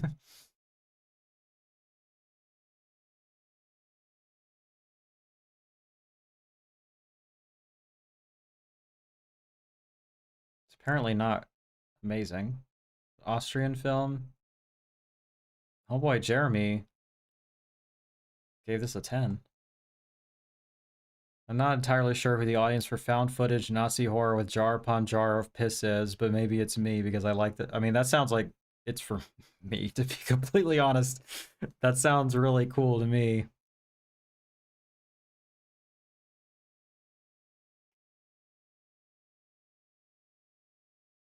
I would actually like to see this.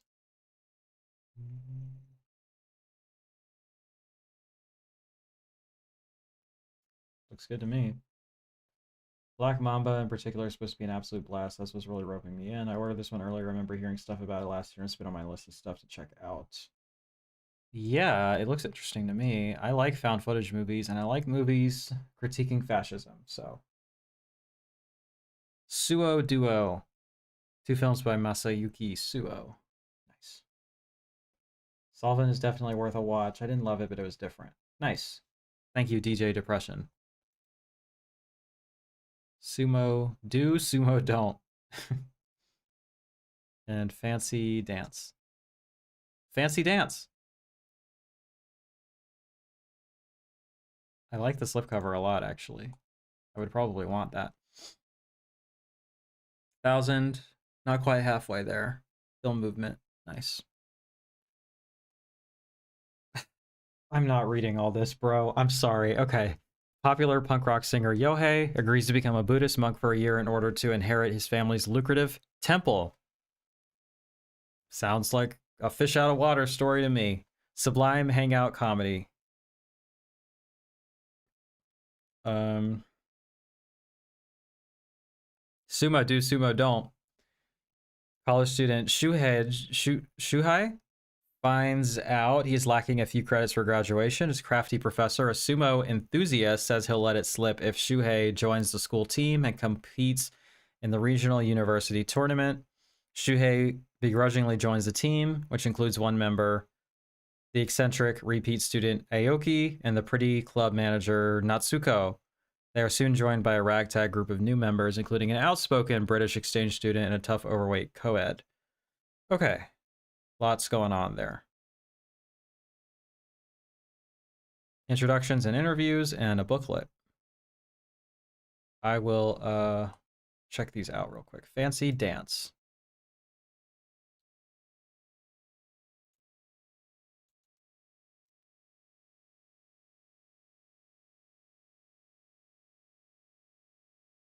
Some more obscure stuff.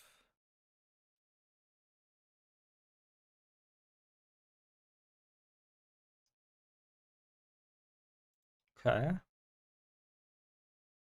Giant comedy with giant underpants.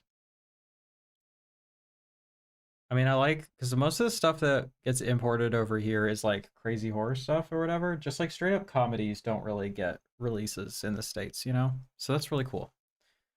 I'm into that.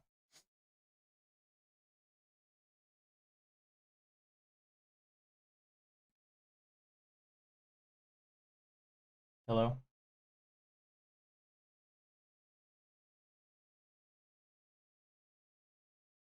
Are we back?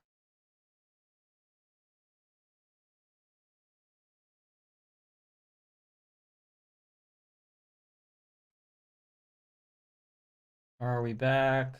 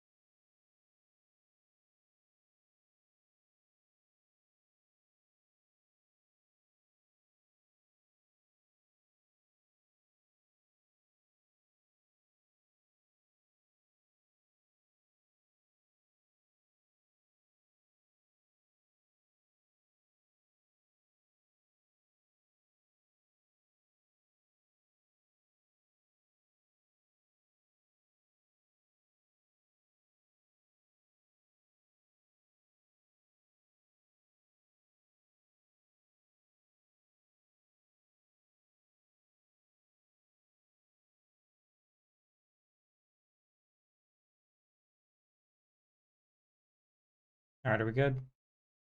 Got a second to rest my voice.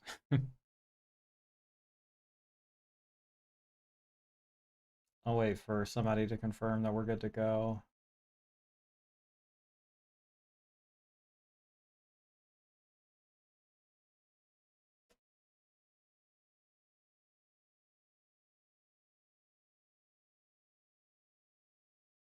Looks like we're like hella behind for whatever reason. I don't know if it's gonna jump ahead at some point or what. My stream health says that it's fine, so I don't know what's going on there. But okay, we're just gonna hope for the best. Okay, sorry about that, y'all. Thanks for your patience. We'll see how much more we can go before it decides to take a shit again. I don't know if it will or not, but we'll see.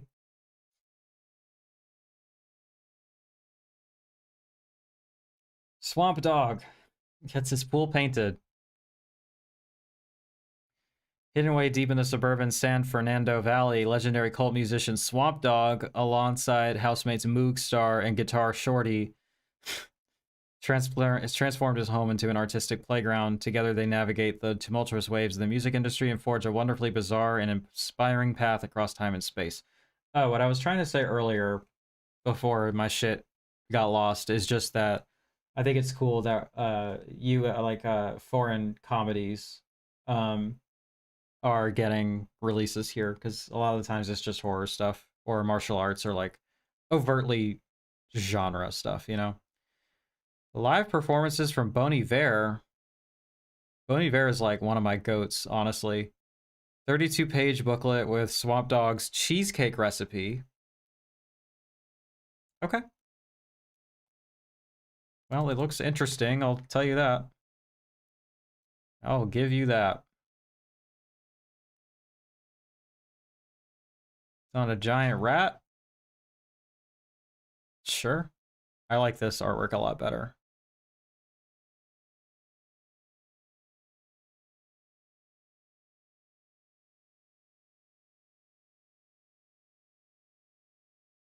It's supposed to be pretty good.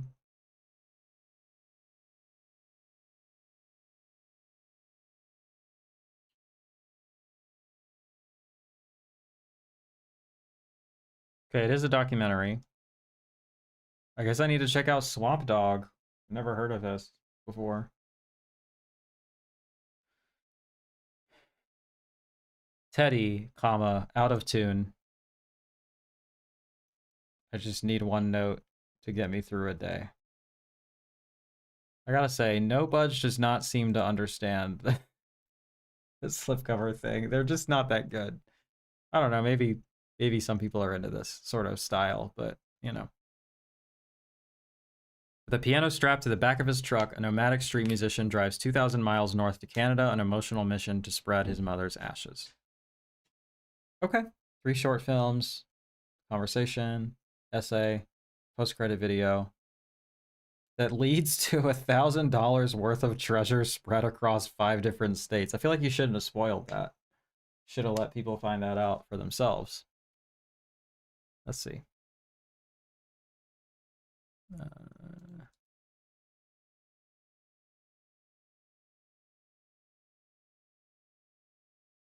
Very obscure.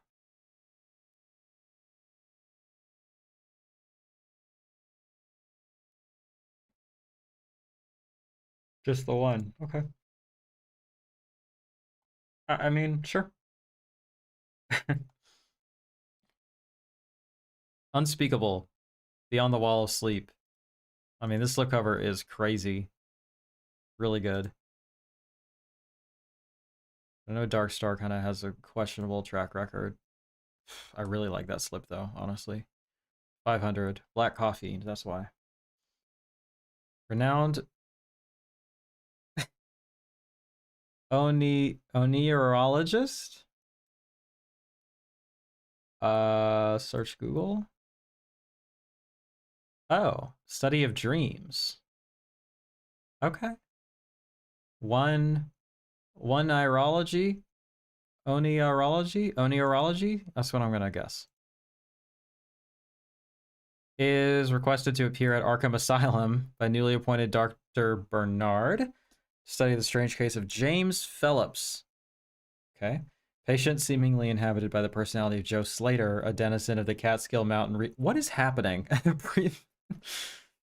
Okay, and a primitive colonial peasant of barbaric degeneracy who had mysteriously vanished 122 years ago. Ambrose and Bernard's investigation takes an unexpected turn when Philip Slater is attached to London's dream machine that releases an alien life from hell bent on world annihilation. Okay, it's another Chad Farron affair with a lot of stuff in it. I guess Ginger Lynn is in this? Okay. Neat. Chad Farron has a hit or miss track record. I've loved a couple of his films and I've hated a couple of his films. Yeah, it seems to be the sort of thing.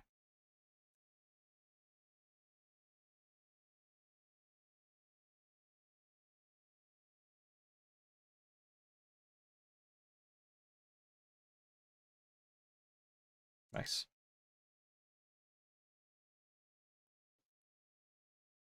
Yeah, not the best ratings on this, but uh if you're a fan of latex tentacle monsters and cosmic penis mutilation, well, I mean, you're kind of selling it. This one only has a 3.5 IMDb rating. Yeah, that's pretty rough. I guess Darkstar, the homeboy at Darkstar, really likes our boy Chad. Because this guy cranks him out and he puts him out on Blu-ray. So Easter Bunny kill kill.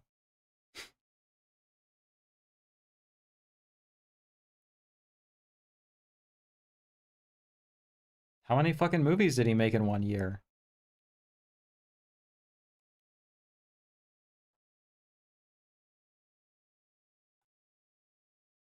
Like 3? Jeez. Slow down. Anyway, that's Slip Cover 6. We did it, y'all. We did it. VS. 2.5 hours. Jesus.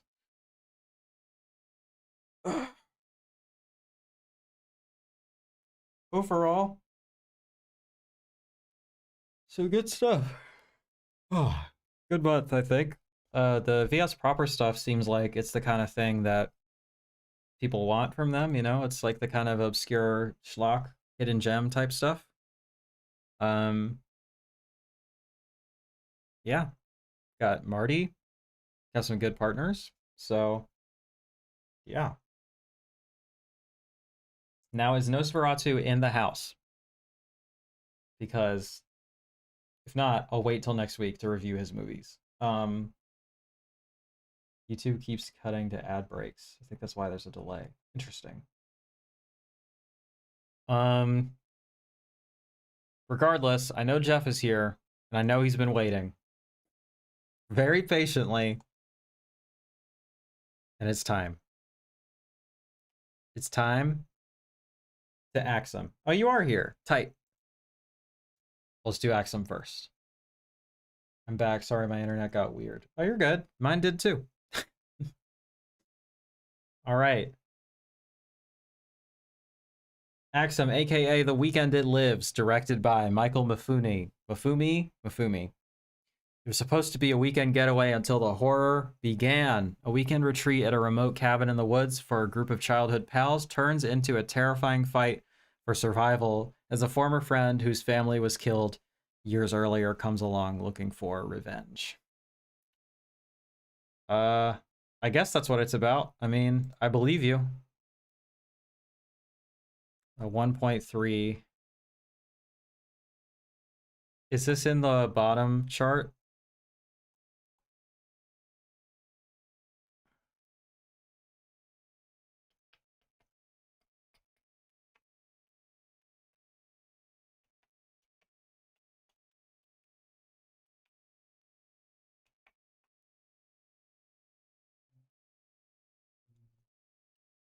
Yeah, I don't see it. Um, but yeah. Okay. This shit. Um, what to say about it? Okay. Should be if it's not. I mean, I feel like it might be. So there's bad movies in the world, right? As you can tell, I gave this a 2 out of 10. Um, here's the thing. I don't know how to really rate this. I don't even know I don't really know how to review it. It's like barely a movie. Like it's not finished, you know? Like I don't know how to critique what I can't even like properly watch or parse out. Like I looked everywhere for a subtitle track because I heard that the audio was bad and I couldn't find one, presumably because nobody knows what is being said in this movie. It's on YouTube. You can go watch it if you want. But okay. So the visuals are pretty bad. Like the quality is rough. Maybe it's just the YouTube rip, whatever, right? But the audio is incomprehensible. And I really mean that like very literally and like very like genuinely like I have audio processing issues, but like you cannot understand what they're saying at any point in this movie. The only thing that's how it looks. It was edited in a video. Okay. Um there's only a handful of lines here and there that I can parse out. And I gotta say, it was kind of interesting to watch something like this because this is not a particularly unique experience for me where I watch something and I can't understand a goddamn word anybody is saying because of the aforementioned audio processing issues. Like I have subtitles for everything, but a lot of times on Blu-ray discs, right? um, they will have bonus features, not just like special features, but like bonus films, like full films, right? And they don't subtitle them. And it's frustrating. I understand why it happens, but it's frustrating. And sometimes the audio is really bad, or it's just not great, or it's not where it should be, or I would like it to be, right? And so this is not a particularly unique experience for me. It's just like this was the most egregious version of it I think I've ever experienced. Like I straight up could not understand a word of this. And like, okay, how do I say this? Um, before I say any of this, Jeff, I'm not calling you racist. Before I go on my tirade or my thoughts, I'm definitely not calling you racist because I think that it's totally fine to watch this movie and think it's hilarious and understand how bad it is, right? But when I pulled it up and I saw that this was like a black director and an all black cast and like, you know, it's a movie made by and for the black community and like to see a lot of the okay, I'm glad it's not just me. I have bad hearing loss and special features not having subs kills me. It's the worst. And VS used to do it on everything and then they just kind of stopped. And I'm the only one who seems to have noticed or cared, but it bums me out. Anyway, when I've looked up Axum, there's so many videos of people just like watching it and roasting it and like capitalizing off of like a bad movie. And I'm like, I feel like a lot of these videos probably have some racist commentary in them, but I haven't watched any of them, so I couldn't say that for sure. But there was something about it that made me feel uncomfortable. Like, I don't know. There was like a part in the subtitle, or not, not in the subtitles, in the credits, where he like dedicates the film to Robert Townsend and Spike Lee, and it just kind of made me sad. Like, it's hard enough to make a movie, but like to make a movie with like all these different axes, huh? Axes of oppression, it's even harder. And like to break into the industry, like especially horror, you know, like there's literally it's a genre with like a racist ass trope and everything, you know, and like I don't know, it kind of made me sad to just kind of be like this like person with like these great inspirations and everything trying to like make art and it's just like such a failure, like, and I don't even know that it's his fault. Like it's it's just like you didn't finish. Like you didn't even record. Like the sound isn't there. I don't know what to tell you. Like, and I don't know if it was like a budgetary restriction or if it's just sheer incompetence. But like, yeah, I was reading that for a second on the IMDb that like it was apparently recut to shit, and like it's okay. I'm taking a break from the headphones. So they're starting to bother me. Um, Usually I can wear headphones for like 8 hours, but I guess not if I'm actively talking the whole time. Um, what was I saying? Um, yeah. So like what was there to recut? Like you can't recut this into good audio, you know? Like that's just not gonna work. Um, so yeah, I'd like to see the original cut, but like, did they make the audio worse? I don't, I don't know.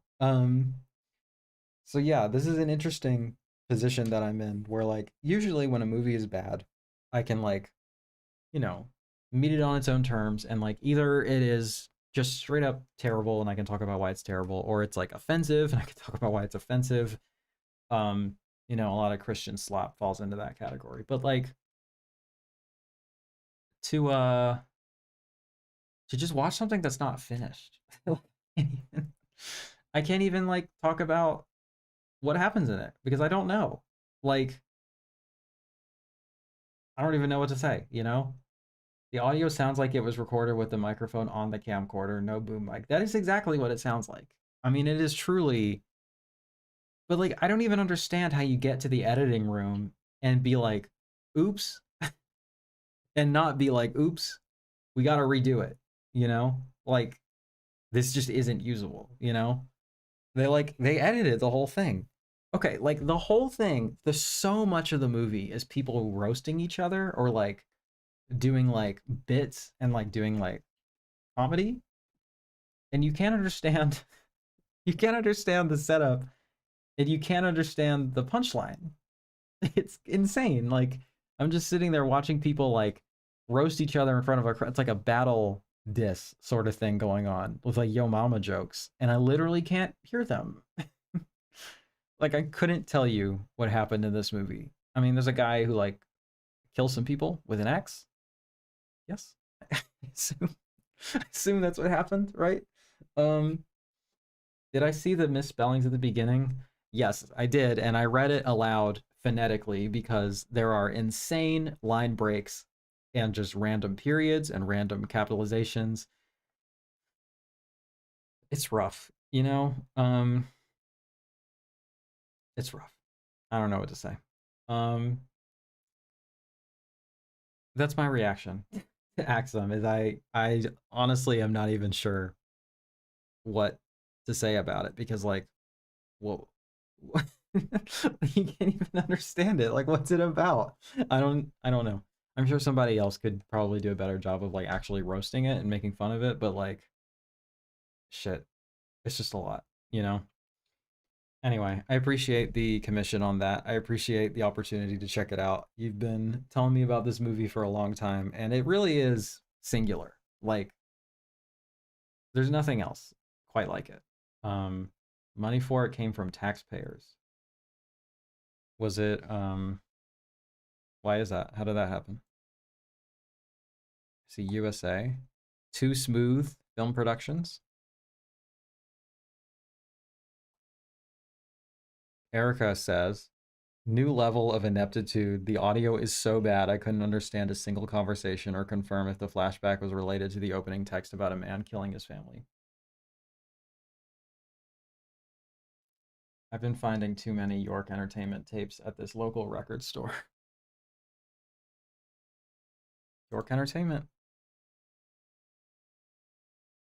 Yeah, they apparently have done a lot of not great stuff. The director's father is part of the city, and the story is took money to fund it. You know what? That actually does make it worse. I was assuming that there was like no resources going into this. Like I just don't understand how you even create something like this unless like literally this was all the money you had in the world and like you can't do it again, you know? But if you're stealing from the, American taxpayer, like I kind of support that to be honest. Like go for it, do some wild shit, But like shoot it again. Get a boom mic if you're gonna be doing all that, you know? Shit. That's unfortunate. I don't know what to say. Honestly, that's rough. Okay. My friend L says, for all I know, this could have been a masterpiece, but I couldn't differentiate a single line of dialogue because the audio was so bad. I gave up and stopped paying attention because I genuinely had zero idea what the fuck was going on. The worst, most muffled audio quality ever than any scene with sound effects or music. It was 400 decibels higher than the audio. That's pretty much exactly the experience that I had. Is like, I don't know if it's a good movie because I like basically didn't watch it, I like that they like flexed that the special effects were by Full Moon Features, like not exactly name dropping the highest pedigree here, you know what I'm saying?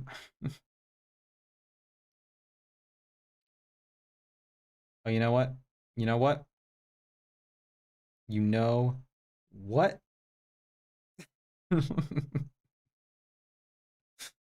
I'm gonna I'm gonna read this review because I think it's accurate. This is the one reason I actually, well, another reason that I felt bad giving it a half star when like I can't even judge the movie like, and like yeah, I guess that is a reason to give it a half star if like you didn't even get the basics done in terms of like how to make a movie or whatever. But like, let me read this. Axum is a masterpiece for the following reasons. There's a character named Breakfast.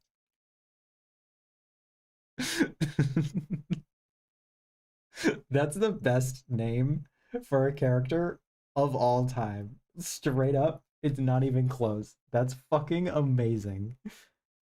The audio is unintelligible. The film is directed by Michael Mafumi. In most scenes, the music is so loud that you can't even get an idea of what the characters are talking about. Revolutionary use of long takes where the director makes the bold choice to not coordinate anyone or anything. There's a character named Breakfast. You could hear the director saying cut. The opening scene is a 5 minutes of a Yo Mama contest. This was shot in '92, but looks like a lost relic of the '70s. DJ Double Cut Master Slice Him Up, Dice Him Up, OG So Nice, J Nice could destroy Eminem's career. There is a real actual character named Breakfast. That is the part where I about died laughing, is when the grown ass man is addressed as Breakfast. I think that that's so good. Like that would be a funny name for a cat. For a person is even funnier. And there he was in the credits. Like we didn't mishear that. Where is he?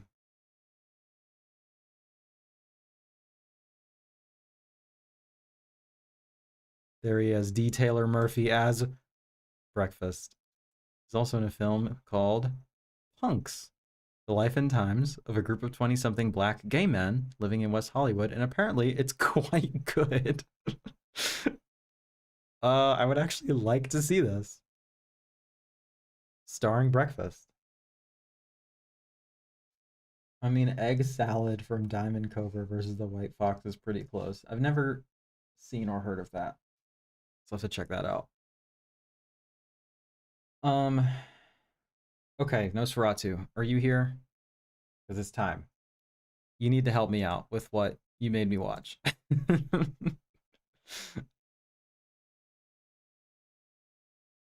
me get it pulled up. It's certainly something. Tight. All right.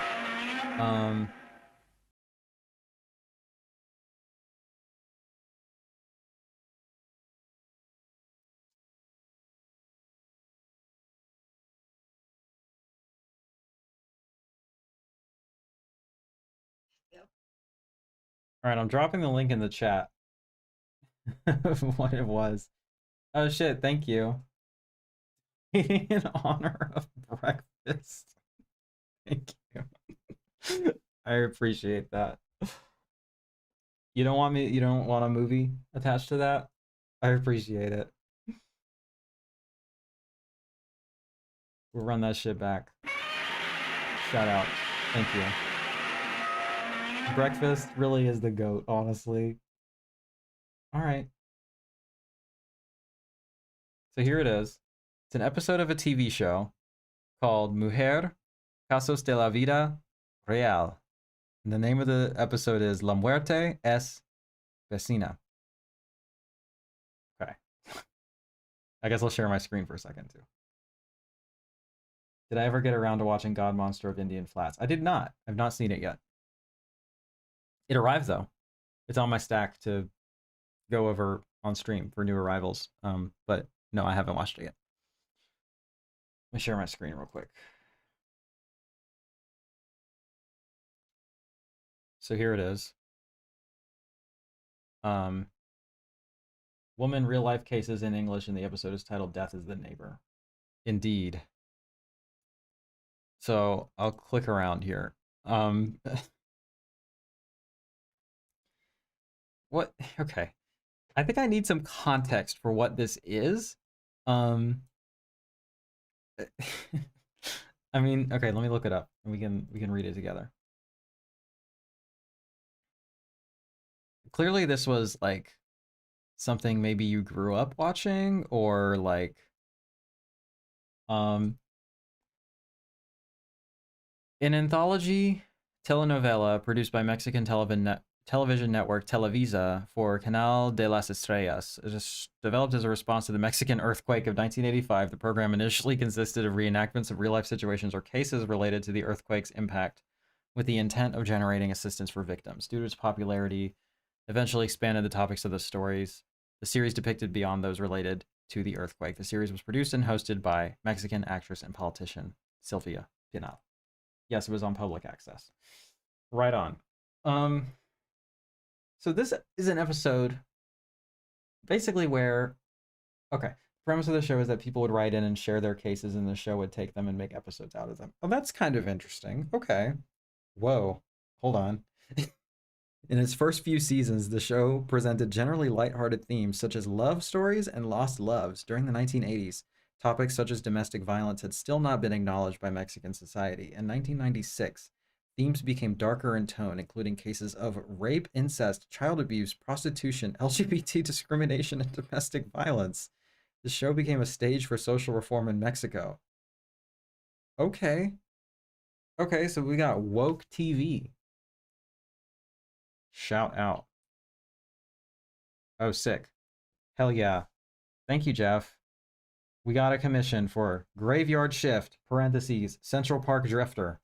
And he's sending me the DVD because apparently it's pretty hard to find. So we're going to run this back and pretend like it's Jeff's. Thank you. You're the best. I appreciate the both of you. Y'all are amazing. If you want me to review anything, hit that fucking link. 20 or up. Tell me what you want, and I'll review it next week.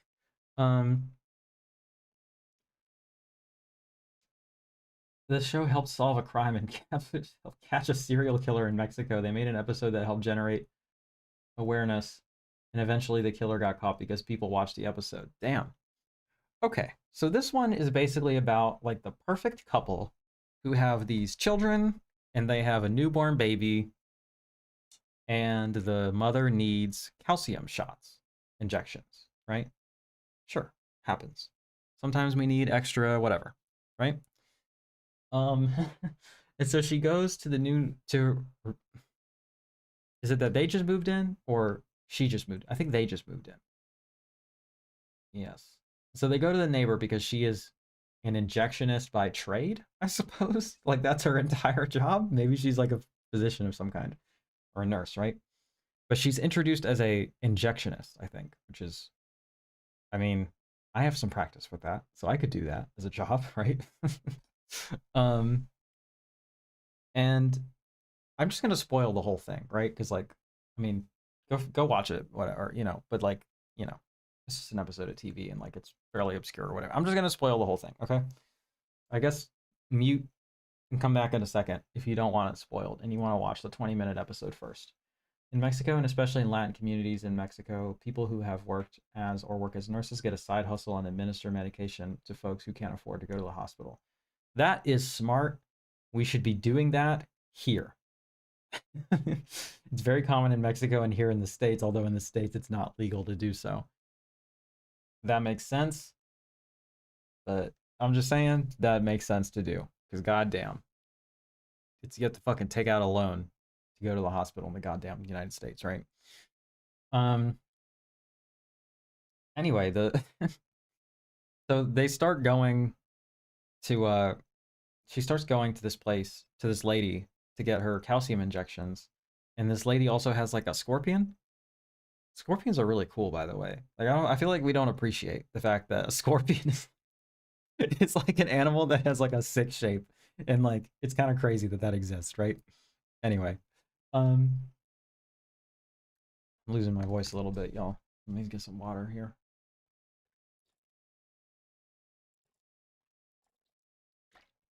VS night going long, you know.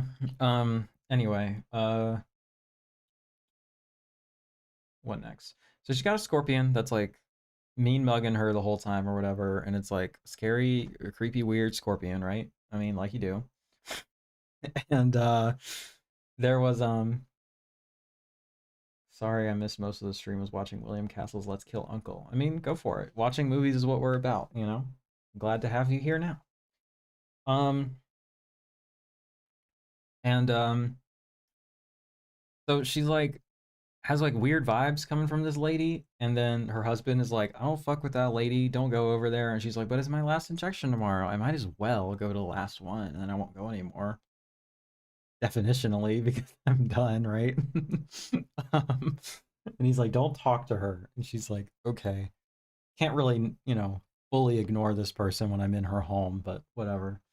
And then she goes, and then the lady injects her with like poison, presumably from the scorpion, but it also zooms in on what it is, and it's like potassium something. I don't know, you know. Excuse me.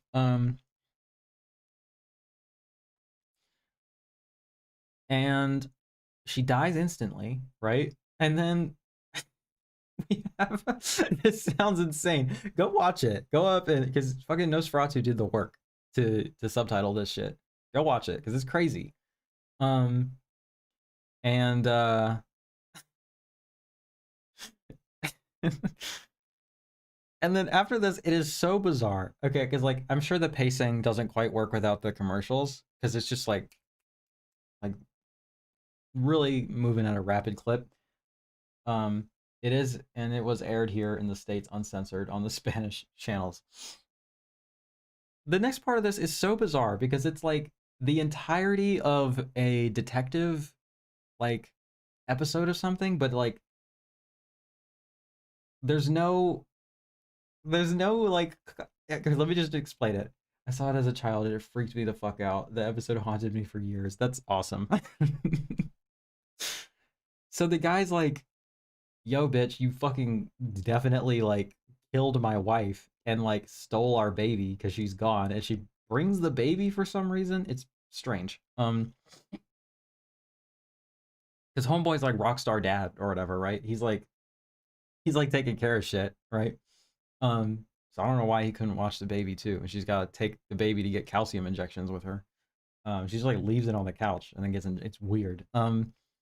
Not wouldn't have been my move. Okay, so she kills the baby. She kills the lady, and then she's gonna steal the baby and sell it. Am I fundamentally I misunderstand? Where does one go? What is the asking price for a baby, and for what? I feel like this is gonna be a dark question with a dark answer, but like generally, I feel like if you want a baby, you can kind of get one. You know, like, damn it.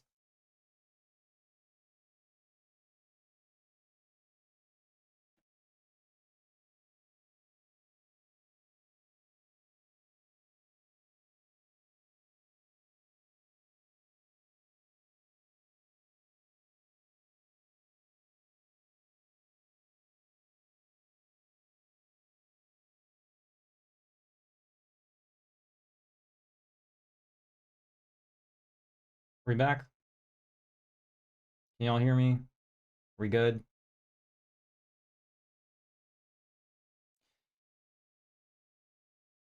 It's like fully my internet is cutting out, is what's happening.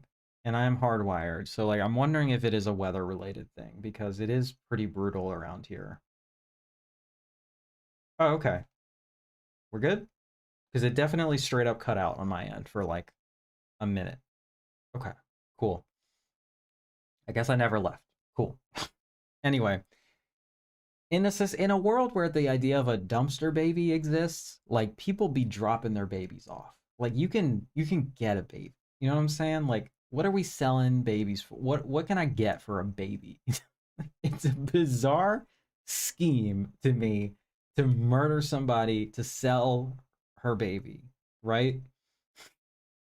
Somebody, maybe I'm missing something obvious. I don't know. Maybe this is you're going to tell me something really dark about the underground black market for babies to eat or whatever else people do with them, right? I don't know. Child slavery, whatever. Fucking dark shit, you know?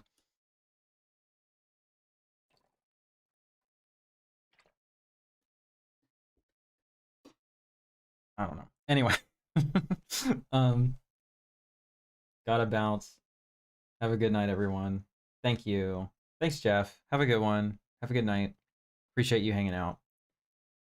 White babies go for a lot. See, that's it's not a white baby. Also, is the thing. That's like where it gets even darker. But it's like fuck. Like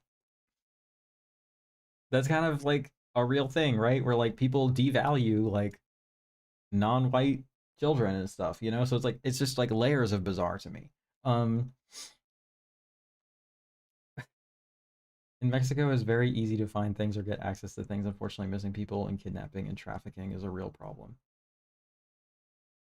Yeah, I probably just need to look into this and not just make light of it on a live stream or whatever. But like, it was really strange to me for reasons that I'm struggling to articulate a little bit. But like, I don't know. Like, there's a foster care system. Like, there's a whole like, there's so many extra children running around, latchkey kids, whatever. Like, you know what I'm saying? This feels like an extreme way. I don't know. Whatever. Um, yeah, that sounds dark. Anyway, okay, so he goes. No, I'm not critiquing. I was adding context to why the lady. Okay, I appreciate it. Um, a nurse and a human trainer.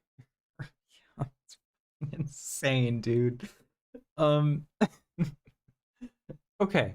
So homeboy is like, huh, my wife hasn't shown back up. She went to go see this lady, probably related. And then he goes to see her and he's like, hello, woman who definitely murdered my wife. Did you murder my wife? And she fucking pulls up with blood all over her apron and her hands and her face. And she's like, no, no, I didn't do that. It's like, bro, what are you doing? And she's like, I was just chopping meat. Okay. In my experience, I know I'm a woke vegan or whatever, soy boy, whatever the fuck. But I've eaten meat in my life. I've been around people who are cooking meat. I, they're not typically, chopping and getting blood squibs all over them as they do that, right? It's completely insane. Um and then he's like, "Cool, you definitely killed my wife and you definitely stole my baby. I'm going to the police." And he goes to the police and the police officer is like, "Do you have any evidence of this?" She tries to invite them and they kiss for dinner. That's right. It's fucking crazy. She's like, "Why don't you come in where you'll definitely hear the baby that's still here, right?" Um Oh, and then like earlier we saw her chopping up the body of this woman and that's why there's blood all over her. Um and so homeboy's like, "No, I'm definitely not sitting down to dinner with you." And he goes to the cops and he's like, "Hello, police. This woman definitely killed my wife and stole my baby. Could you maybe do something about that?" And he's like, "Well, do you have proof of it?" And he's like, oh, she answered the door covered in blood. And also they're missing. So come on. And he's like, I'm not really buying it, is the thing. And then he's like, okay, but like, come on, I just had a kid. Man to man, father to father. Come on. And then he's like, all right, you're right. And then he goes to the house with all the. Did you have an affair with this woman? He asks. Oh, yeah. Oh, yeah. Because she's like, oh, yeah, yeah, yeah, yeah, yeah, you're right. Because he, I'm just giving you a full play by play of this episode because it is truly insane. And he's like, so he goes, when he goes to ask her what happened, she's like, "Oh, sorry to break it to you, but like while she was at my house, this dude pulled up and she's like, "This is my new love of my life. We're running off together." And he's like, "Cool, that definitely didn't happen because that doesn't make sense." And then he goes to the cop and he's like, "Well, what did she say?" And he's like, "She says that a guy pulled up and they ran away together." And the cop's like, "Sorry to break that. That's probably what happened. Sorry, man." And then I guess he changes his mind. So like I don't know, just like the pace at which we're changing our mind and like going through this is truly astonishing. And then he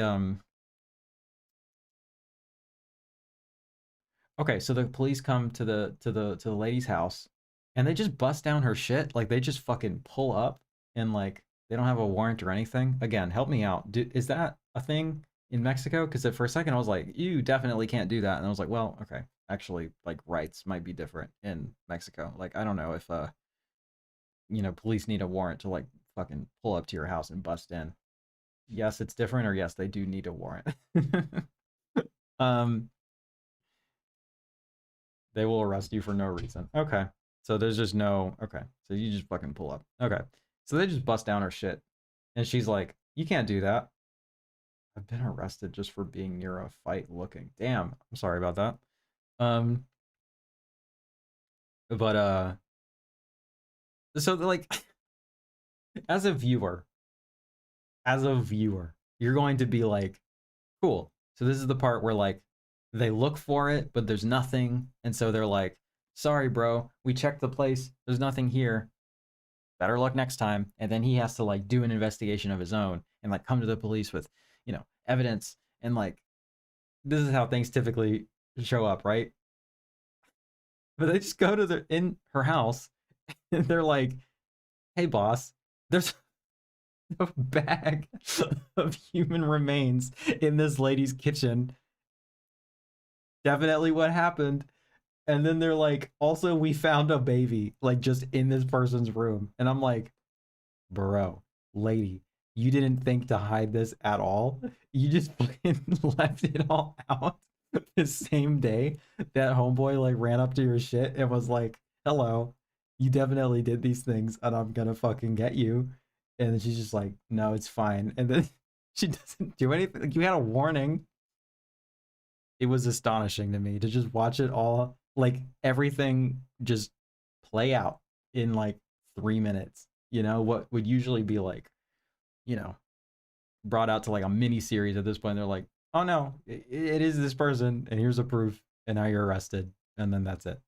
And then he's like really upset because his wife was like chopped to bits or whatever, happens. In the close up of the dismembered body. So that was insane. And I am glad that you made me watch that and I could recount it all for you all. Go check it out because it's just to make sure that I'm not making. um. Okay.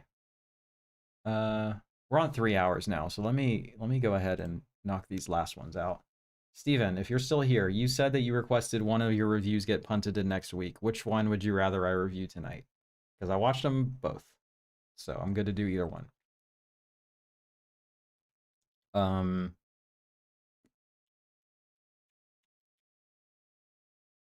what am I looking up? Oh, I don't have to look it up. It's right here. Cool. That's one of the tamer ones. Well, I want to see more of them. So if you're trying to like, yeah, you're subbing more episodes. I want to watch more of them because that was wild. Start with Green Knight. Okay, cool. I could probably do both tonight, honestly. I don't have a ton to say about After the Thin Man, so I could probably just knock them both out, honestly. Unless you really want me to wait. Um, okay. Satanic Pandemonium. Satanico Pandemonium La Sexorcista. Directed by Gilberto Martinez Soleres. Solares? Soleres. Yeah. Nunsploitation. You know what it is. Hot shit that I'm really into. This was a wonderful follow-up to Alucarda, in that it's not nearly as good, but it is maybe more salacious. I don't know. There's a lot going on here. What other posters do we have? This is pretty good. Oh, I like this one. It's really pretty, actually. But it doesn't have the real horny shit. So, you know. We'll leave it. We'll leave it as is. It's fine. From the Bride of Christ to Slave of Satan. Sister Maria is known in the convent for her good works and charity, but in the secret depths of her sexual fantasies, she's tormented by visions of another world, a world where her forbidden passions are allowed to run free. In this world, Satan is her master. As her acts of violence and blasphemy mount, Maria realizes that she has been chosen by the devil to destroy the convent and lead her sister nuns into hell. Pretty cool. Pretty cool. Pretty intense stuff going on. All right. So literally, I'm trying to, because this was very, this movie's very slow. It's very vibes based. It's very atmospheric. It's very artsy. Which are the things that I really liked about it, to be clear. But also, like, I'm trying to remember what happens, and I'm getting it confused with Alucard a little bit. So let me look it up real quick, actually, just in case I'm misremembering anything. Uh,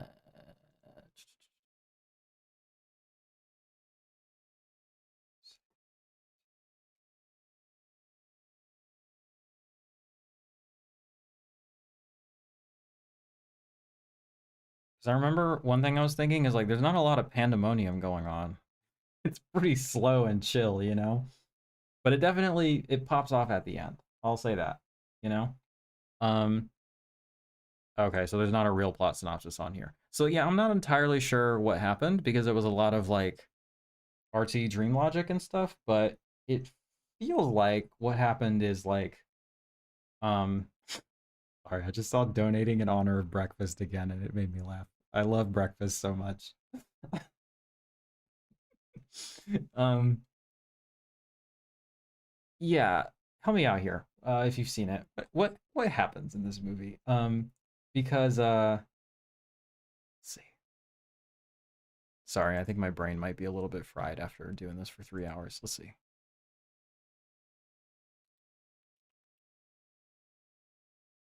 Because I really liked it, to be honest, like to be clear. When I first started it, like for the first half probably, I was like, this is okay, but like it's very slow and there's not a lot happening. Um, but by the end of it, I was like, that was kind of a vibe. Like I just kind of got on its wavelength and stopped trying to understand everything that was happening and just kind of like let it wash over me. Um,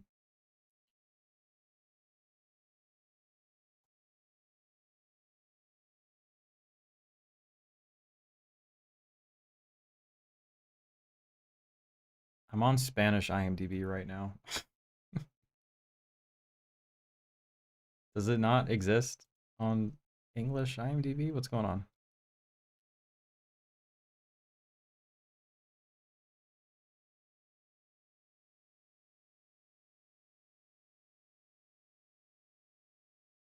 Okay, here we go.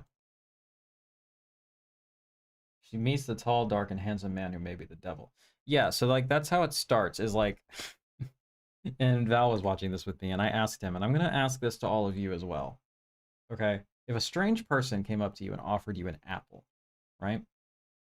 Let's try to isolate variables here, because in general, I'm not taking anything that a random guy offers me. But if I was the type of person to do that, I feel like an apple in particular, I would be like, there's definitely a famous story about how bad things happen when you take the apple from a weird guy, you know? So I don't know about all that. Um,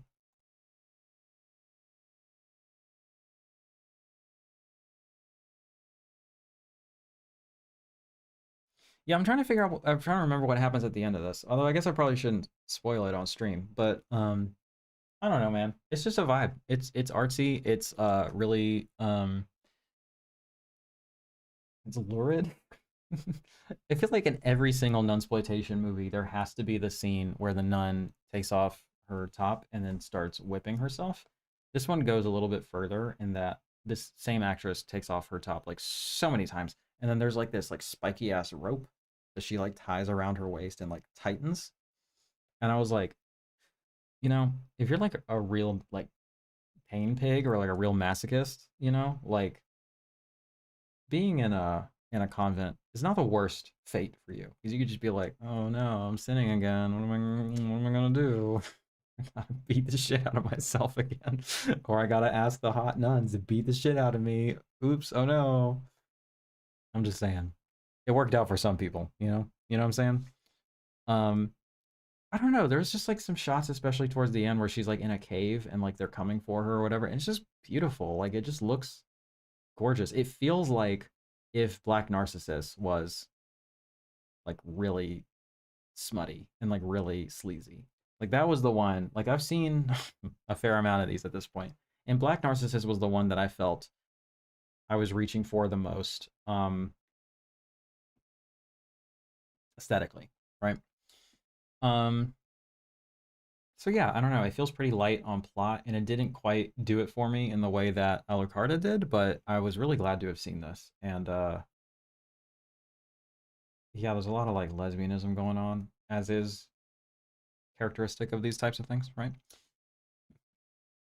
Um, and yeah, so I feel like I'm spinning my wheels a little bit. I'm trying to think what else I want to say about it.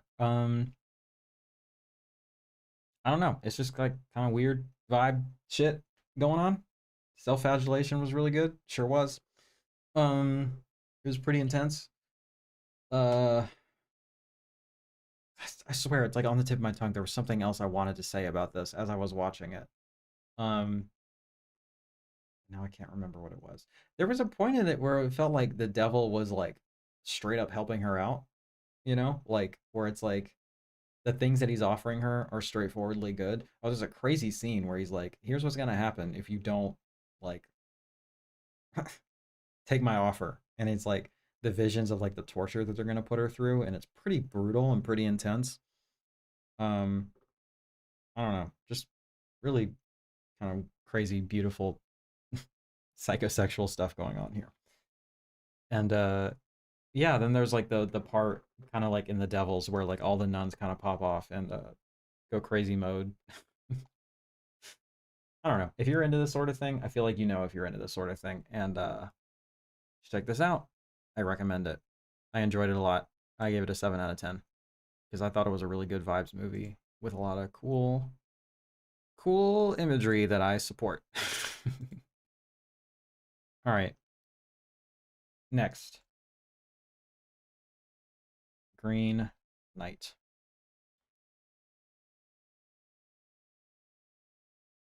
Also, this movie was the basis for Salma Hayek's character in the movie From Dusk Till Dawn. Really? Guess that makes sense. Interesting. Huh. Okay. Nice. All right. Um, The Green Knight. David Lowery, the director of A Ghost Story. When honor was everything. An epic fantasy adventure based on the timeless Arthurian legend, The Green Knight tells the story of Sir Gawain, or Gawain, I think is how they were pronouncing it, King Arthur's reckless and headstrong nephew who embarks on a daring quest to confront the eponymous Green Knight, a gigantic emerald-skinned stranger and tester of men. Um, her name was Satanico Pandemonium in the movie. Oh, okay. Yeah, that makes sense. Let me go ahead and you guys get to see me decide on a rating live.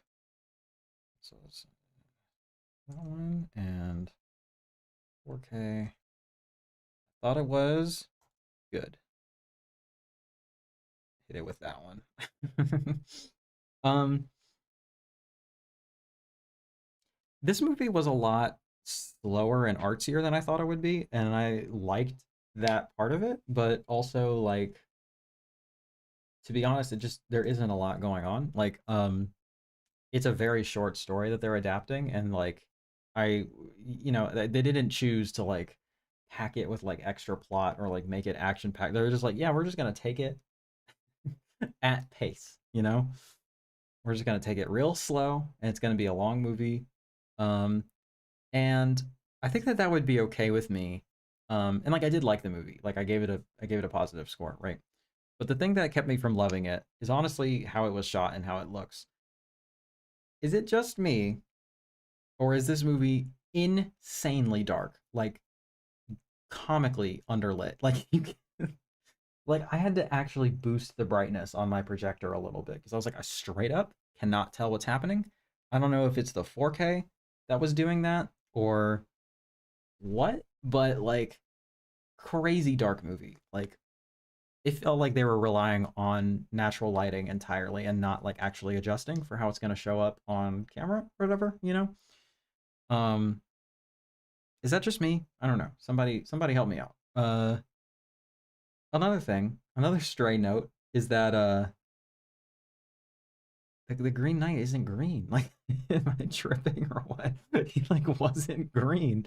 He was kind of green at the end. But like I don't know. Hold on, let me pull up some images of the Green Knight.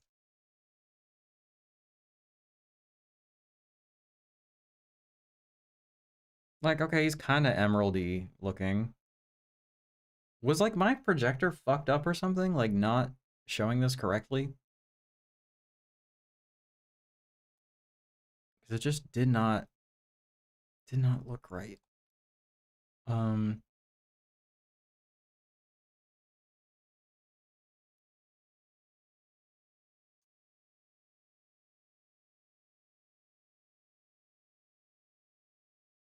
I watched it streaming and didn't notice it was too dark.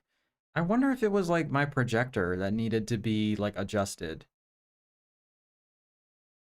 I thought it was interesting that they like made him like a tree guy because I always just sort of envisioned him as like a knight in entirely green armor or whatever, you know. Um, maybe I'll pop in the Blu-ray too and see if there's a difference and if it's just like the HDR that like really darkened it up or whatever, you know. Actually, you know what? Let me see what some Blu-ray reviews have to say about it because it was truly like extremely noticeable to me.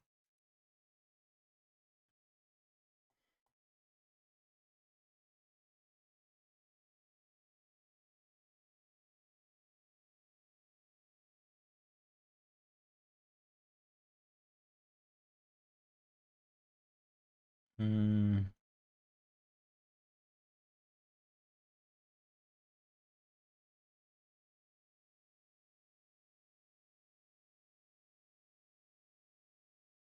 okay, so it looks like the at least on Blu-ray.com, which I know is not everybody's favorite source. Um, the reviewer here is saying that there are scenes that are like extraordinarily dark, but like the 4K handles them well. Um, so it might just be inherent to the photography, I guess. I don't know.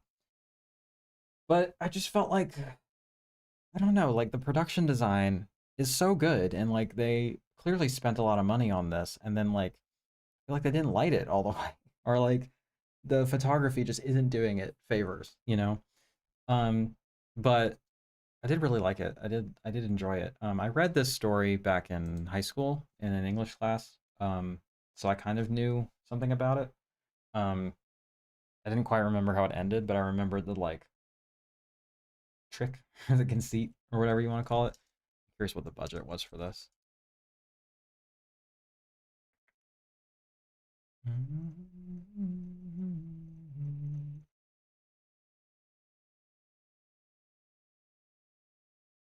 Wow, $15 million is insane. That's crazy how low that is for what it looks like. All right, I'll go. I'll cut you some slack if you were working with that kind of budget. That is wild. Um, yeah, I don't know. I'll have to look into it and see if my projector just needs to be adjusted or something, because it has happened to me before where like I watched The Black Phone on Plex and I was like, this movie is comically underlit. And then I was like, oh, I think it's actually my projector. I needed to needed to adjust it. But this one, it does seem like it was a choice. Like a lot of the scenes were dark as shit. And then some of the more outdoorsy ones or whatever, were very bright. I liked the sense of magical realism in this, where like homeboys just kind of cruising, and then like giants show up. You know, it's just like hello giants, or like whatever else. Barry Keoghan is in this playing a weird fucking freak, as he is wont to do, and I enjoyed that cameo for sure. I feel like this was early career maybe because he looked younger in it, but maybe I don't know. What else do I have to say about this? Um, I don't know. I think it's a really bold take. And I have to I think my expectations were a little too high, but I will say that I respect it a lot for what it accomplishes and what it tries to do. Um and yeah, I liked the Green Knight design. I thought it was interesting and different and kind of I don't know, they swung for the fences with it. You could do worse for a Christmas movie. I'll say that. But yeah, I liked it. And again, I don't know if it's just me, but I had problems with the cinematography and the lighting for sure. But what's Homeboy's name? Dev Patel. He was great. He was really, really good in the lead. Oh, Ralph Ineson. Yeah. Homeboy with the fucking insane voice as the Green Knight. Um, okay, Steven, do you super want me to wait till next week for after the Thin Man, or do you want me to go ahead and knock it out?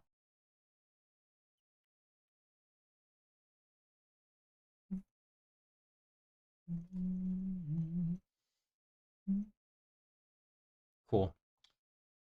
Let's go ahead.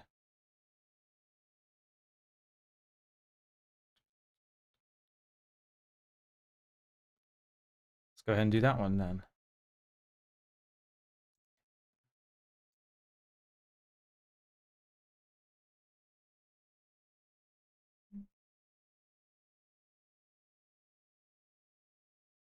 Did I not log this one yet either? Shit. That's my bad.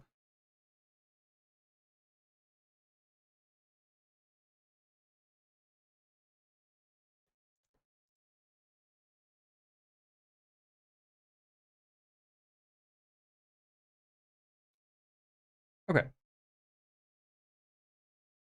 After the Thin Man, the sequel to the Thin Man. Look at that dog. Look at him. He's good. Ass to the dog.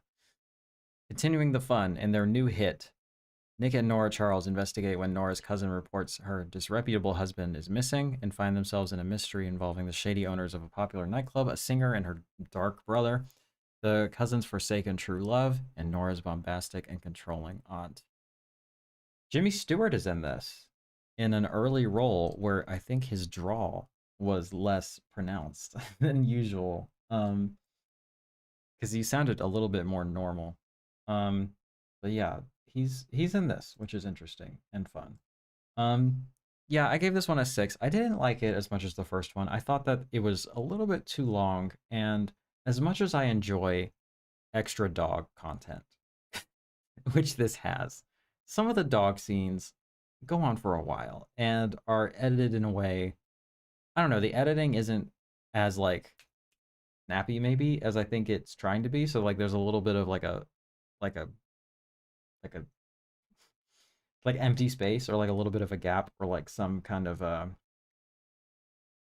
mm, like the editing the rhythm is a little bit off is what I'll say.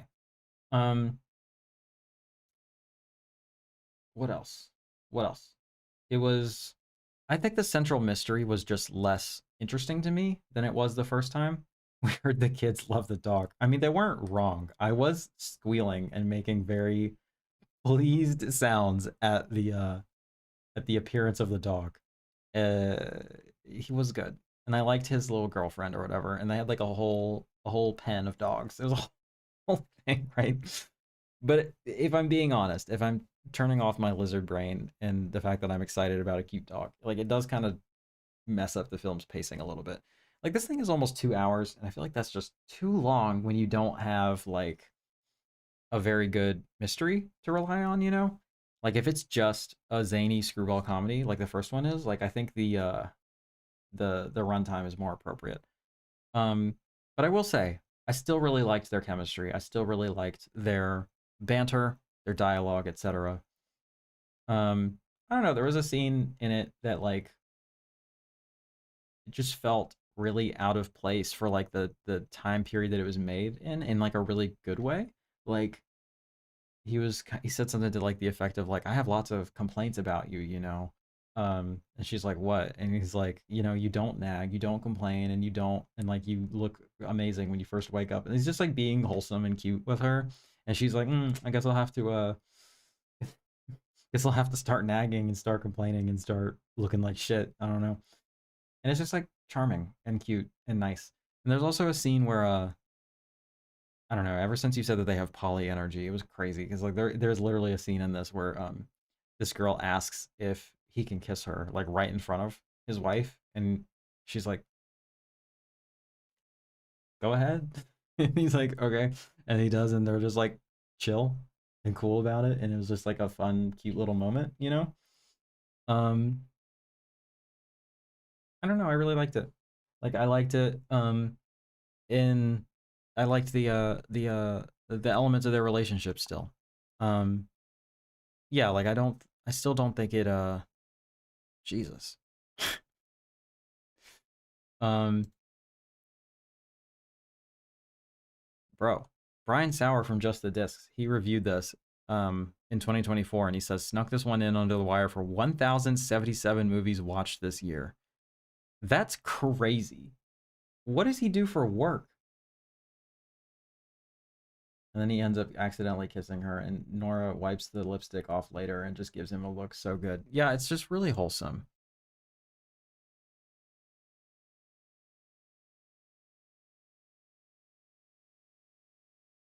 Like, what does my man do for work? You know? Hmm. Trying to see how many he's logged this year. 71 this year? Dude, how do I get this time and stamina to like watch this many movies? I mean, this is crazy. Anyway, I got distracted. Um, yeah, that's basically what I have to say about it. I think a lot of the things that make the first one work also work in this one, but it just lesser. So, you know, it's diminishing returns for me. And it's probably too long. Um, I looked at the rest of them and they had like lower ratings. I